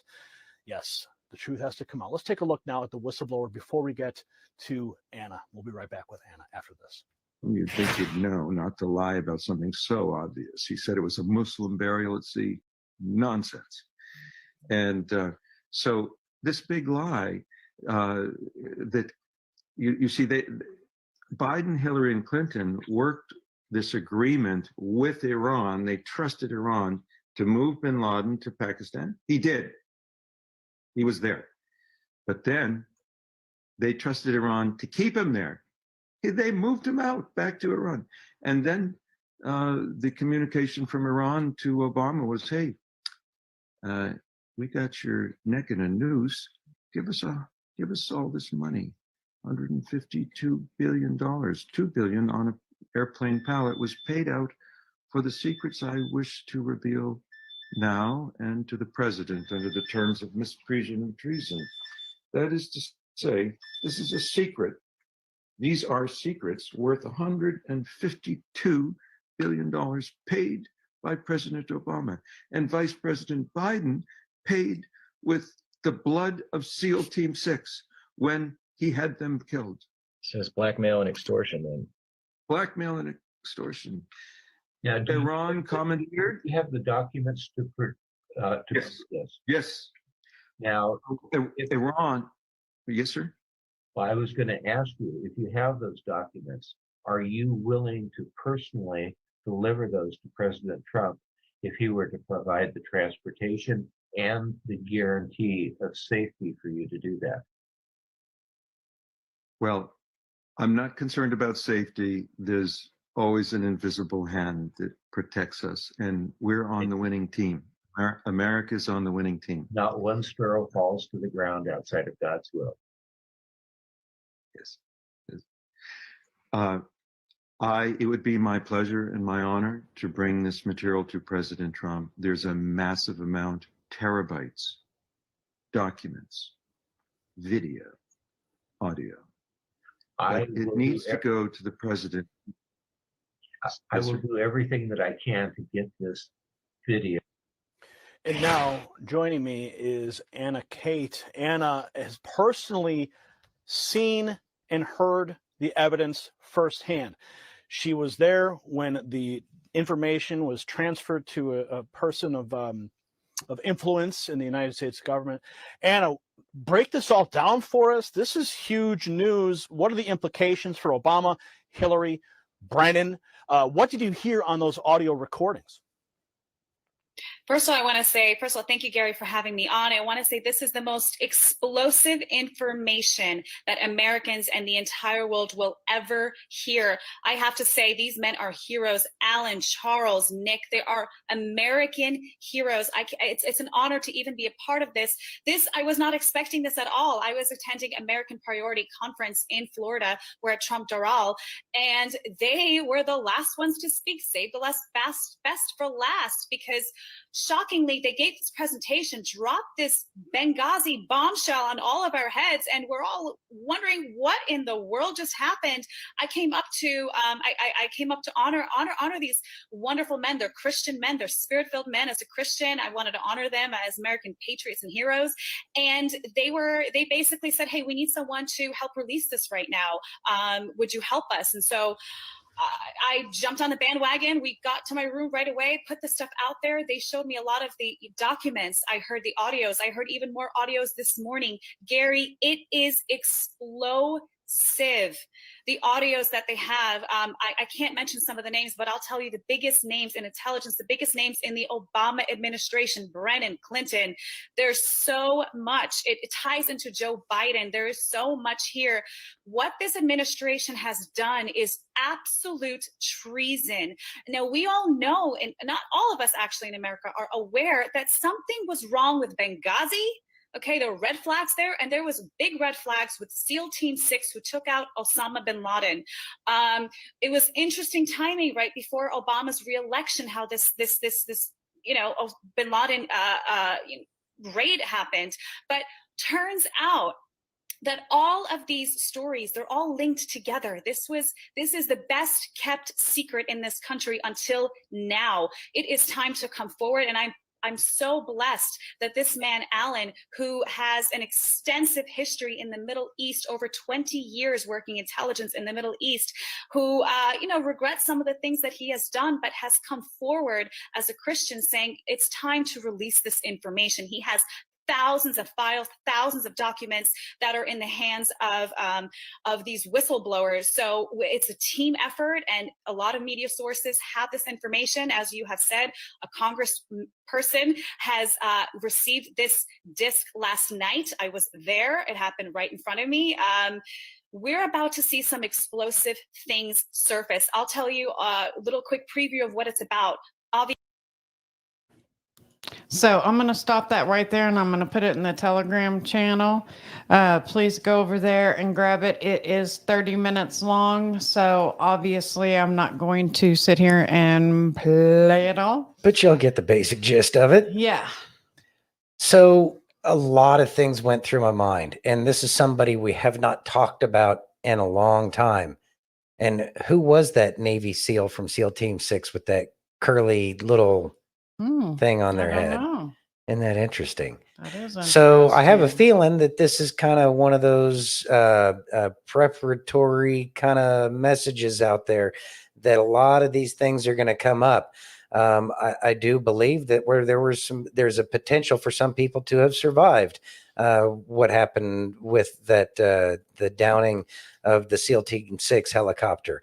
I know that those 33,000 emails that Hillary Clinton tried to take a hammer to probably did not go away, and that this information is going to be coming out. That is going to be some of the most explosive information.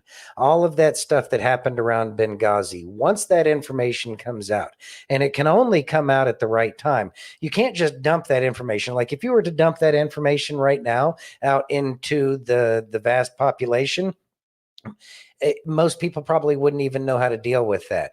But I can see that we are being primed, I guess, for lack of a better word, to have that information of everything that was in those emails with Hillary Clinton, specifically about Benghazi, which will tie directly to the withdrawal in Afghanistan. And so the stage has to be set for everybody to be able to connect the dots. Because so one of the things that we've recognized, especially as people who have kind of woken up from the ether, is that it does require a lot of connecting dots, and it requires listening very intently and carefully to the people who are trying to gaslight us, i.e. the Bidens and the Kamalas and pretty much the whole Democratic Party and probably about what looks like to be about 3/4 of the Republican Party as well. So it's going to take a lot of setup, because in the end, we know that they are going to try to say that it is a coup by Trump, even though we already know that a coup happened by Biden and company already, which stole the last election. So all of their defenses will need all of their legal defenses, I guess, for lack of a better word, or the defense of public opinion will have to have holes poked in them before the information just gets dropped out onto the average American populace. Keep in mind, there's still a lot of people going over to the Kamala Harris rallies and supporting Kamala Harris, even if they aren't going to the rallies. And those are the people that will really have a hard time as we move forward. So it's going to be a tightrope walk, but I do believe that all of this information will come out. And I do believe that that Navy SEAL with the curly hair, I have a feeling that he's going to pop up again. And I agree. Things are going to be really real when we see that kind of stuff happening. Exactly. So Tim Walz. Not predict. Is it predictive programming where they, predictive programming where they try to give you the information so that way it's not a shock once the information finally comes out. Okay. Now I'm done flapping my jib. Thank you. Okay. Are you ready? Yeah. Tim Walz. Dad Who? brought him up Never heard of her. earlier. Hold on. Let me get back to that comment real quick. He says, and how about the chameleon running as the vice president of the Democratic Party, who really is a Chinese communist agent who has visited China 30 times as a school teacher and has businesses in Red China. Yeah. Yep. So let's talk about him for a minute. You ready? So sick of this dude. I know. All right. But we have to. We got 2 videos on him. To my constituents in southern Minnesota, and I don't care if they're Republican, Independent, Democrat, it doesn't matter to them. When I tell them, when I was in Afghanistan, you know what our troops were worried about? They were worried about their families' health care. Explain that shit, Tim Walz. Explain that one, because you definitely didn't misspeak on that one. And you know how else to tell that you were full of shit? You stating that when your troops were over there, what they would tell you is they were worried about their family's health care. Bro, I've got 4 years in fucking combat, and never once as a leader did I ever have a soldier tell me that they were concerned about their family's fucking health care, you piece of shit. Not one time. And so you'll sit there and you'll try to use combat experience, which you don't have, to push political agenda. You know how low of a human being you have to do that, to lie to advance your career? And I hope you get taken up on stolen valor charges, because all of these fucking lies that you told most certainly helped you out. You most certainly benefited monetarily from them. You lying piece of shit. Thoughts? Because he was never there. So Tim Walz,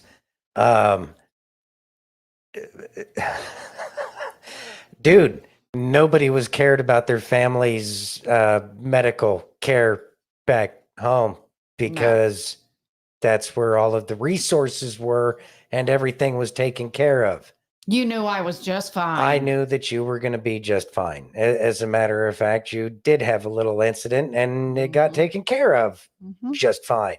Just fine. So, no, that wasn't a concern. What was a concern for me was I didn't have a map on my tank. You didn't have plates. Didn't have plates for my body armor, so it was just a really hot vest. I mean, it did provide something, but those were the kinds of things that I was thinking about, that nobody in the battalion had body armor, that there weren't enough maps for even all of the tanks that we had. Those would have been our concerns. There were plenty of concerns, but Tanks were breaking down. Well, they're always breaking down. That's what they do. Yeah.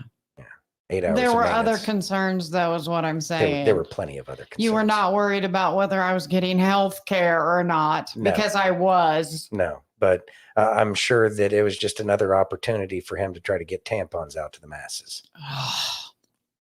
So, you ready? Yeah. Okay. Multiple National Guard members who served with Tampon Tim come forward to warn America. You ready? Yeah. You come forward. It is morally indefensible. He didn't care. It was all about him. He's a military impersonator. I don't understand how he could do it morally, or he's got absolutely no integrity. The rumor went across the state that he had quit, and it was like, who the hell does that? I mean, it was just unbelievable that a CSM abandoned his troops, 500 soldiers basically. But beyond that, there's 1,000 parents out there that expect that person to lead those people into combat. He's a habitual liar. He lies about everything. He lies about stuff that doesn't make sense. You're taking a piece of their thunder and you're trying to capture it and put it in a bottle for yourself and use that for your own benefit. He basically said, I've got better things to do.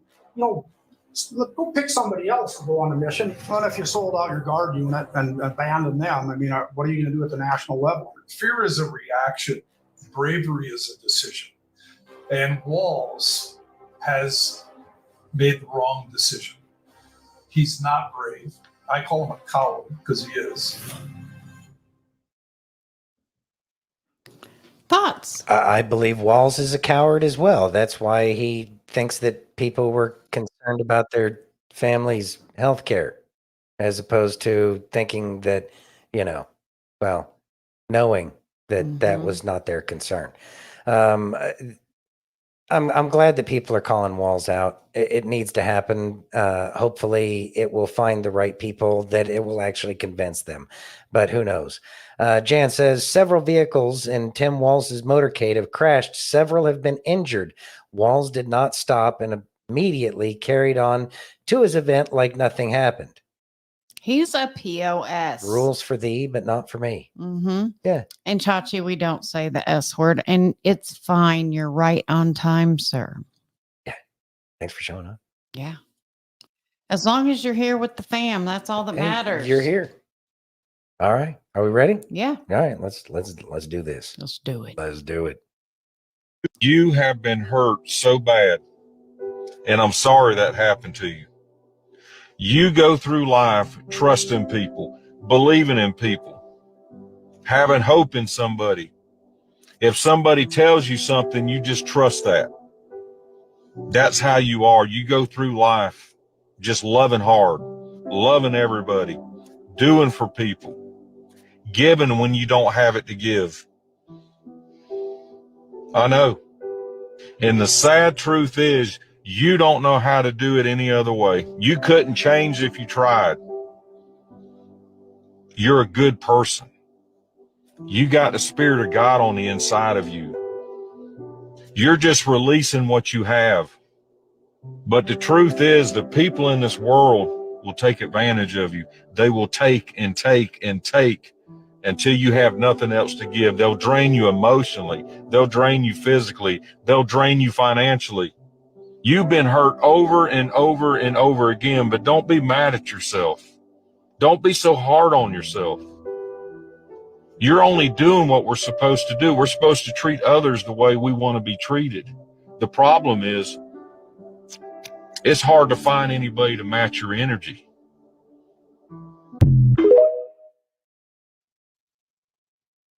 So before I ask thoughts, Justin points out something very important. And I've noticed that especially a lot of people who are in this movement are exactly like that. They love big. They give big. They love unconditionally because we take the love your neighbor very seriously. And we do get hurt in the process.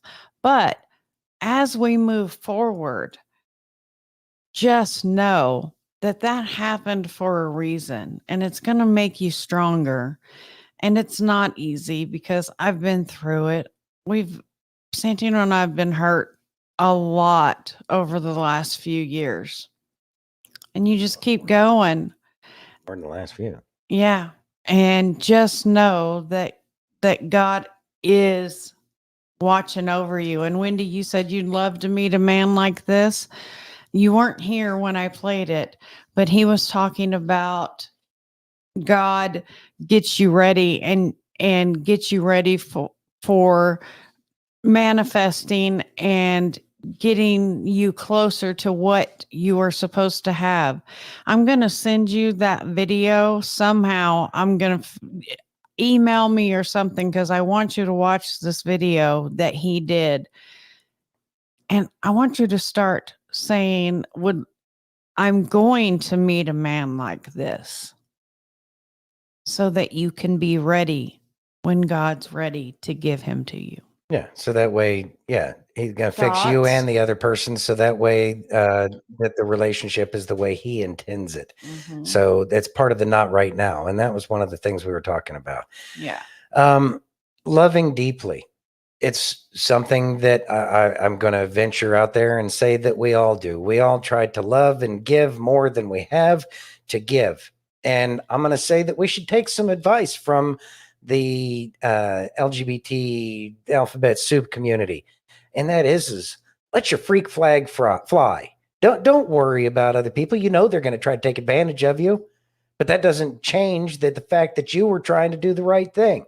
Mm-hmm. Does it mean that you should completely give absolutely everything to that Nigerian prince? Probably not. No. We should use some discernment with what we're doing. But at the same time, we need to be true to ourselves. And being true to ourselves is to go out there and love people without reservation. Mm-hmm. And then when they prove otherwise, then it's time to move on. So be it. You know what? You learn something that way. And that's how we learn. And we learn. Hey, think about how Yeshua felt. Think about God. He gives all the love. They give all the love. Jesus gave his physical life for love, for all of us, for people he never physically met in this plane of existence. Exactly. So, yeah, it can hurt. And these are the trials that we go through. But it strengthens us. And it does purify in a lot of ways. Because we learn so much, but we learn how to love even more than we did before. And it sounds counterintuitive, but at the same time, we get the reward for doing the right thing. Amen. We get the good feeling that, we are trying to make this world a better place, because all we can do is try to make the world a better place. The only thing that's going to change is that people are waking up to the deception that has been in front of our eyes our entire lives.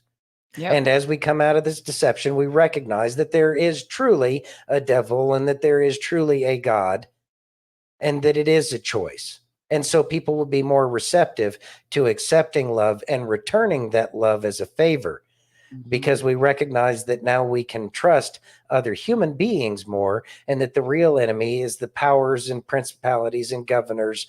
I think I read that somewhere before. Those are that's where the enemy can lie.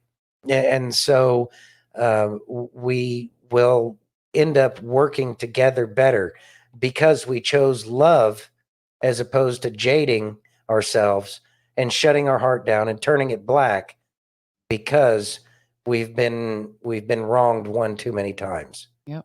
Keep loving, and then that will be infectious. And it is becoming infectious. It may be slow, but it is happening more and more every day. Amen. So, you ready? Yes. I wanted to play this because I want people to remember these facts. Okay. And you can state these facts to people around you. Let's go. All right. From the moment he announced his candidacy in 2015, Trump put it all on the line. His thriving business empire put on hold. His wealth decreased by over $1 billion since taking office. That's right, $1 billion. As a president, he could have drawn a $400,000 salary annually. Instead, he donated every penny back to the government, totaling $1.6 million over 4 years. But the financial losses were just the beginning. Donald has faced an onslaught of legal battles in what some call a coordinated lawfare campaign, which ended up costing him millions in legal fees. To date, his legal expenses have exceeded $30 million. Despite these challenges, he continues to stand tall. Let's not forget the personal risks. An attempted assassination on his life, leaving us a stark reminder of the risk he takes every day. Yet, he remains undeterred, always putting America first. No man has given more of himself, sacrificed more of his wealth, or endured more personal attacks in the fight for what he believes. A man that could have done anything else, but he has chosen to fight for us. When you look into Kamala Harris, what has she sacrificed? While Donald Trump gave away his presidential salary, Kamala Harris has taken every penny of hers. While Trump has faced countless legal battles, Harris has risen to power without facing the same scrutiny by the media. And while Trump risked his life for this country, what risks has Kamala Harris truly faced? When it comes to sacrifice, there is simply no comparison. Trump is a man who has given his all for this nation. He's faced financial ruin, legal attacks, and threats to his very life, all for the American people. Why would anyone vote against themselves? It's been Trump who continues to give of himself to fight for the rights and freedoms of the American people, while Kamala continues to attempt and take the rights and freedoms from the American people. For me, it's simple. Thoughts? I think that was unfair to Kamala. She has risked a lot. She has risked the health to her knees, some TMJ, and maybe even some tennis elbow. She's really put it all out there, hasn't she? Mm-hmm. That's all I got. Look, I'm truly grateful that President Trump has his life, his fortune, and his sacred honor. And again, what could be more American than that? If I could afford vacations to trump anything, I would stay at Trump Tower. Yeah, well, yeah, and the very real biological threats that are out there to her health. Yeah.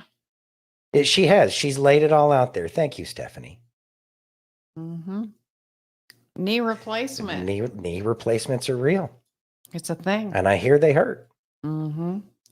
So, I've been talking about liberals for Trump. Okay. I have 2 videos on that. Oh my God. Yes.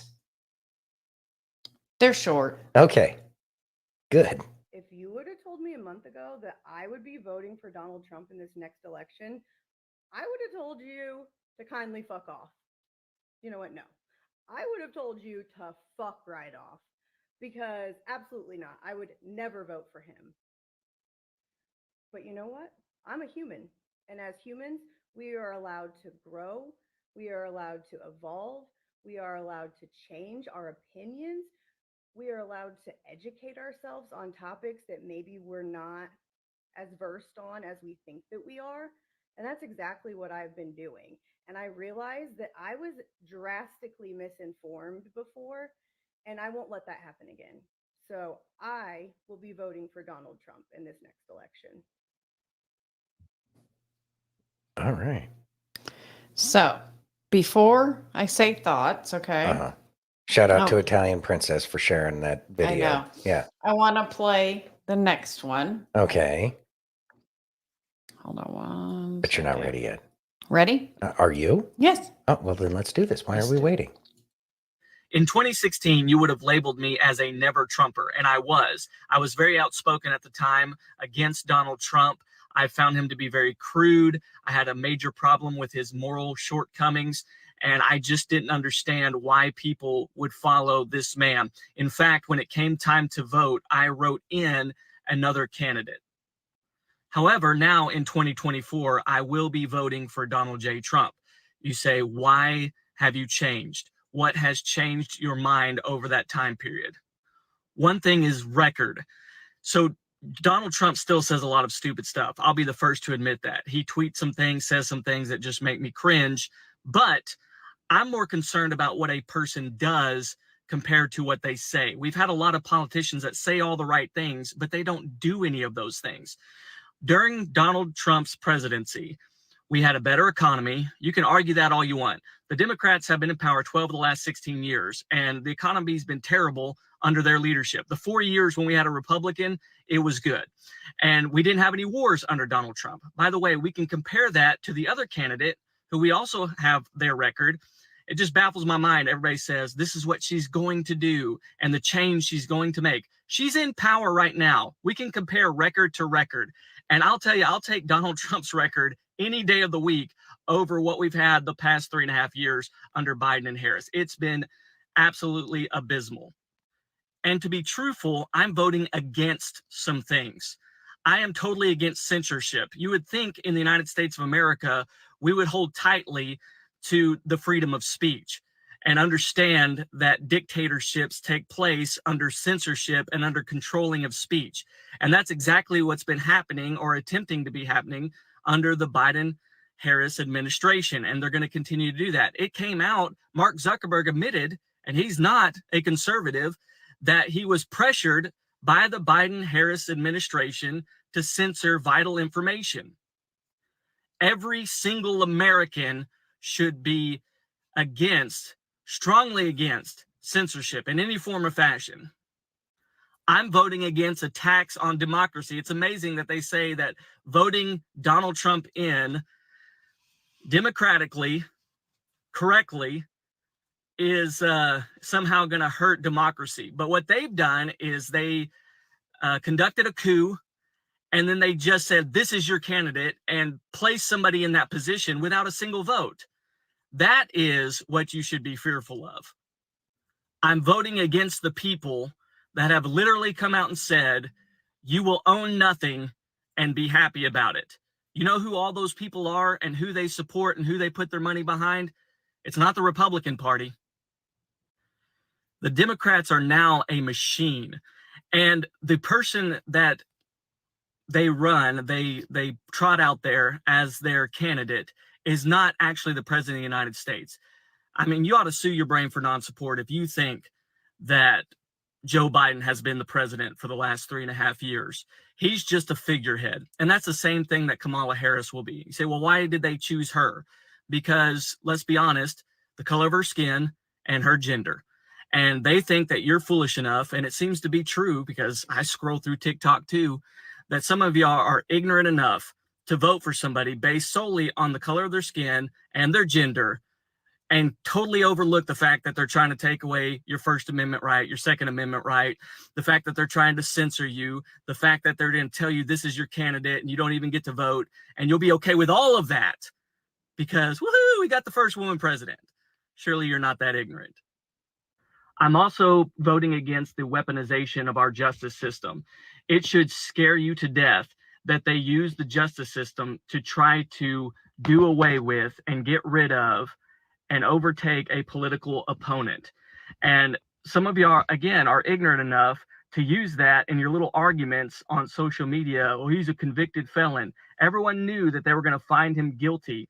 And if you just look at it with an honest heart, rational, bipartisan, you'll understand that those charges are phony and that was not a fair trial. And again, this is coming from somebody that I couldn't stand Donald Trump, but that scares me to death because it's him today who's going to say, if I say something that goes against their political beliefs and what they're trying to do politically, that it won't be me tomorrow. So for these reasons and many others is why I'm voting for Donald J. Trump this election cycle in November. Thoughts, sir? So corrupt, even a liberal can see it. Isn't that interesting? I think that the people are waking up, and it doesn't matter if your hair is pink or purple or whatever. The good news is that people are seeing the same things. They are seeing the corruption. So as we are going through all of this, and as much of as an attack as it feels on all of us individually and collectively as a nation, as American citizens, which it is an attack on all of us and our nation and our way of life, the good thing is that people who were very rah, team blue, yay, going to defeat the Republicans are waking up to the corruption that's out there. They're waking up to the games that are being played. Oh, look, we're going to elect the first black woman president with... She's not. She's Indian. With one leg and half an ear and whatever glass ceiling they can come up with. Yeah. people are finally recognizing that those things aren't the things that matter. And that's a great start. It's a great start, and we should recognize a great start when we see it. And then as we continue to wake up, maybe we'll start recognizing all of the other things that we need to wake up to. So that way we can prevent this kind of corruption from happening, i.e. from the modern version of the East India Trading Company, World Economic Forum. You know, they were kind of already he was already kind of talking about it. You know, people are waking up that they're the enemy, and who these corporate masters are that are paying all of these people. Thank God we were given the opportunity to wake up and see it, and we could correct course. And we know that things will improve, because even some of the most liberal people who were never Trumpers by their own admission have stated that they have seen the light now. And they are voting for Donald And they are going to Trump. vote. They're not going to not vote. They're going to go vote for someone who they despised. That is Because a they're great doing research. They're doing research, and people are talking to them, their friends and family, and it's finally starting to make sense. That's why it's absolutely imperative for us. It may not be us individually, but the collective of the citizens who are speaking the truth now are in fact making that difference. And we will see a victory at the end of this. It doesn't mean that it's going to be all sunshine and lollipops and unicorn farts all over the place, but it does mean that we will get there, that there is a finish line, that we do see the light at the end of a tunnel, and it's not a train this time. Amen. Amen. You ready? Yes, that's because they kept crashing all the trains. I don't know if we have any left. Aaron says, kind of blows me away that libs are actually waking up to the bullshit so many of us have been trying to pry their eyes open to. You have to show them. You can't tell people. You have to show them. Exactly. Q post. Perfect. Said it beautifully.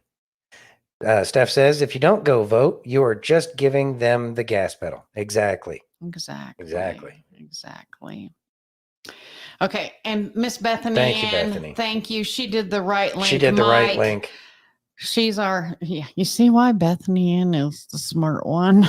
Yeah. I don't know if those links, I'm going to share that on all of them there. And hopefully, there we go. Hopefully the link will work in the other locations. Yeah, because Bethany Ann's the smart one. Thank you, sweetie. Are you ready? I am. Okay. Daily reminder.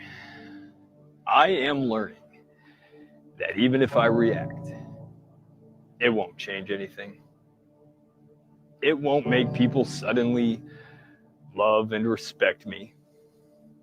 And it damn well won't make people magically change their minds. Sometimes it is better to just let things be. Let people go. Don't fight for closure. Don't chase answers. Don't ask for an explanation. And don't expect people to understand where you are coming from.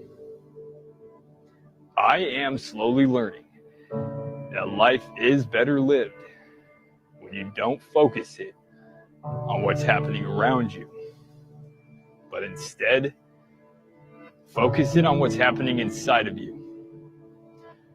Work on yourself and your inner peace, and you will realize not reacting to every little thing that bothers you is the first and most important ingredient to living a happy and healthy life.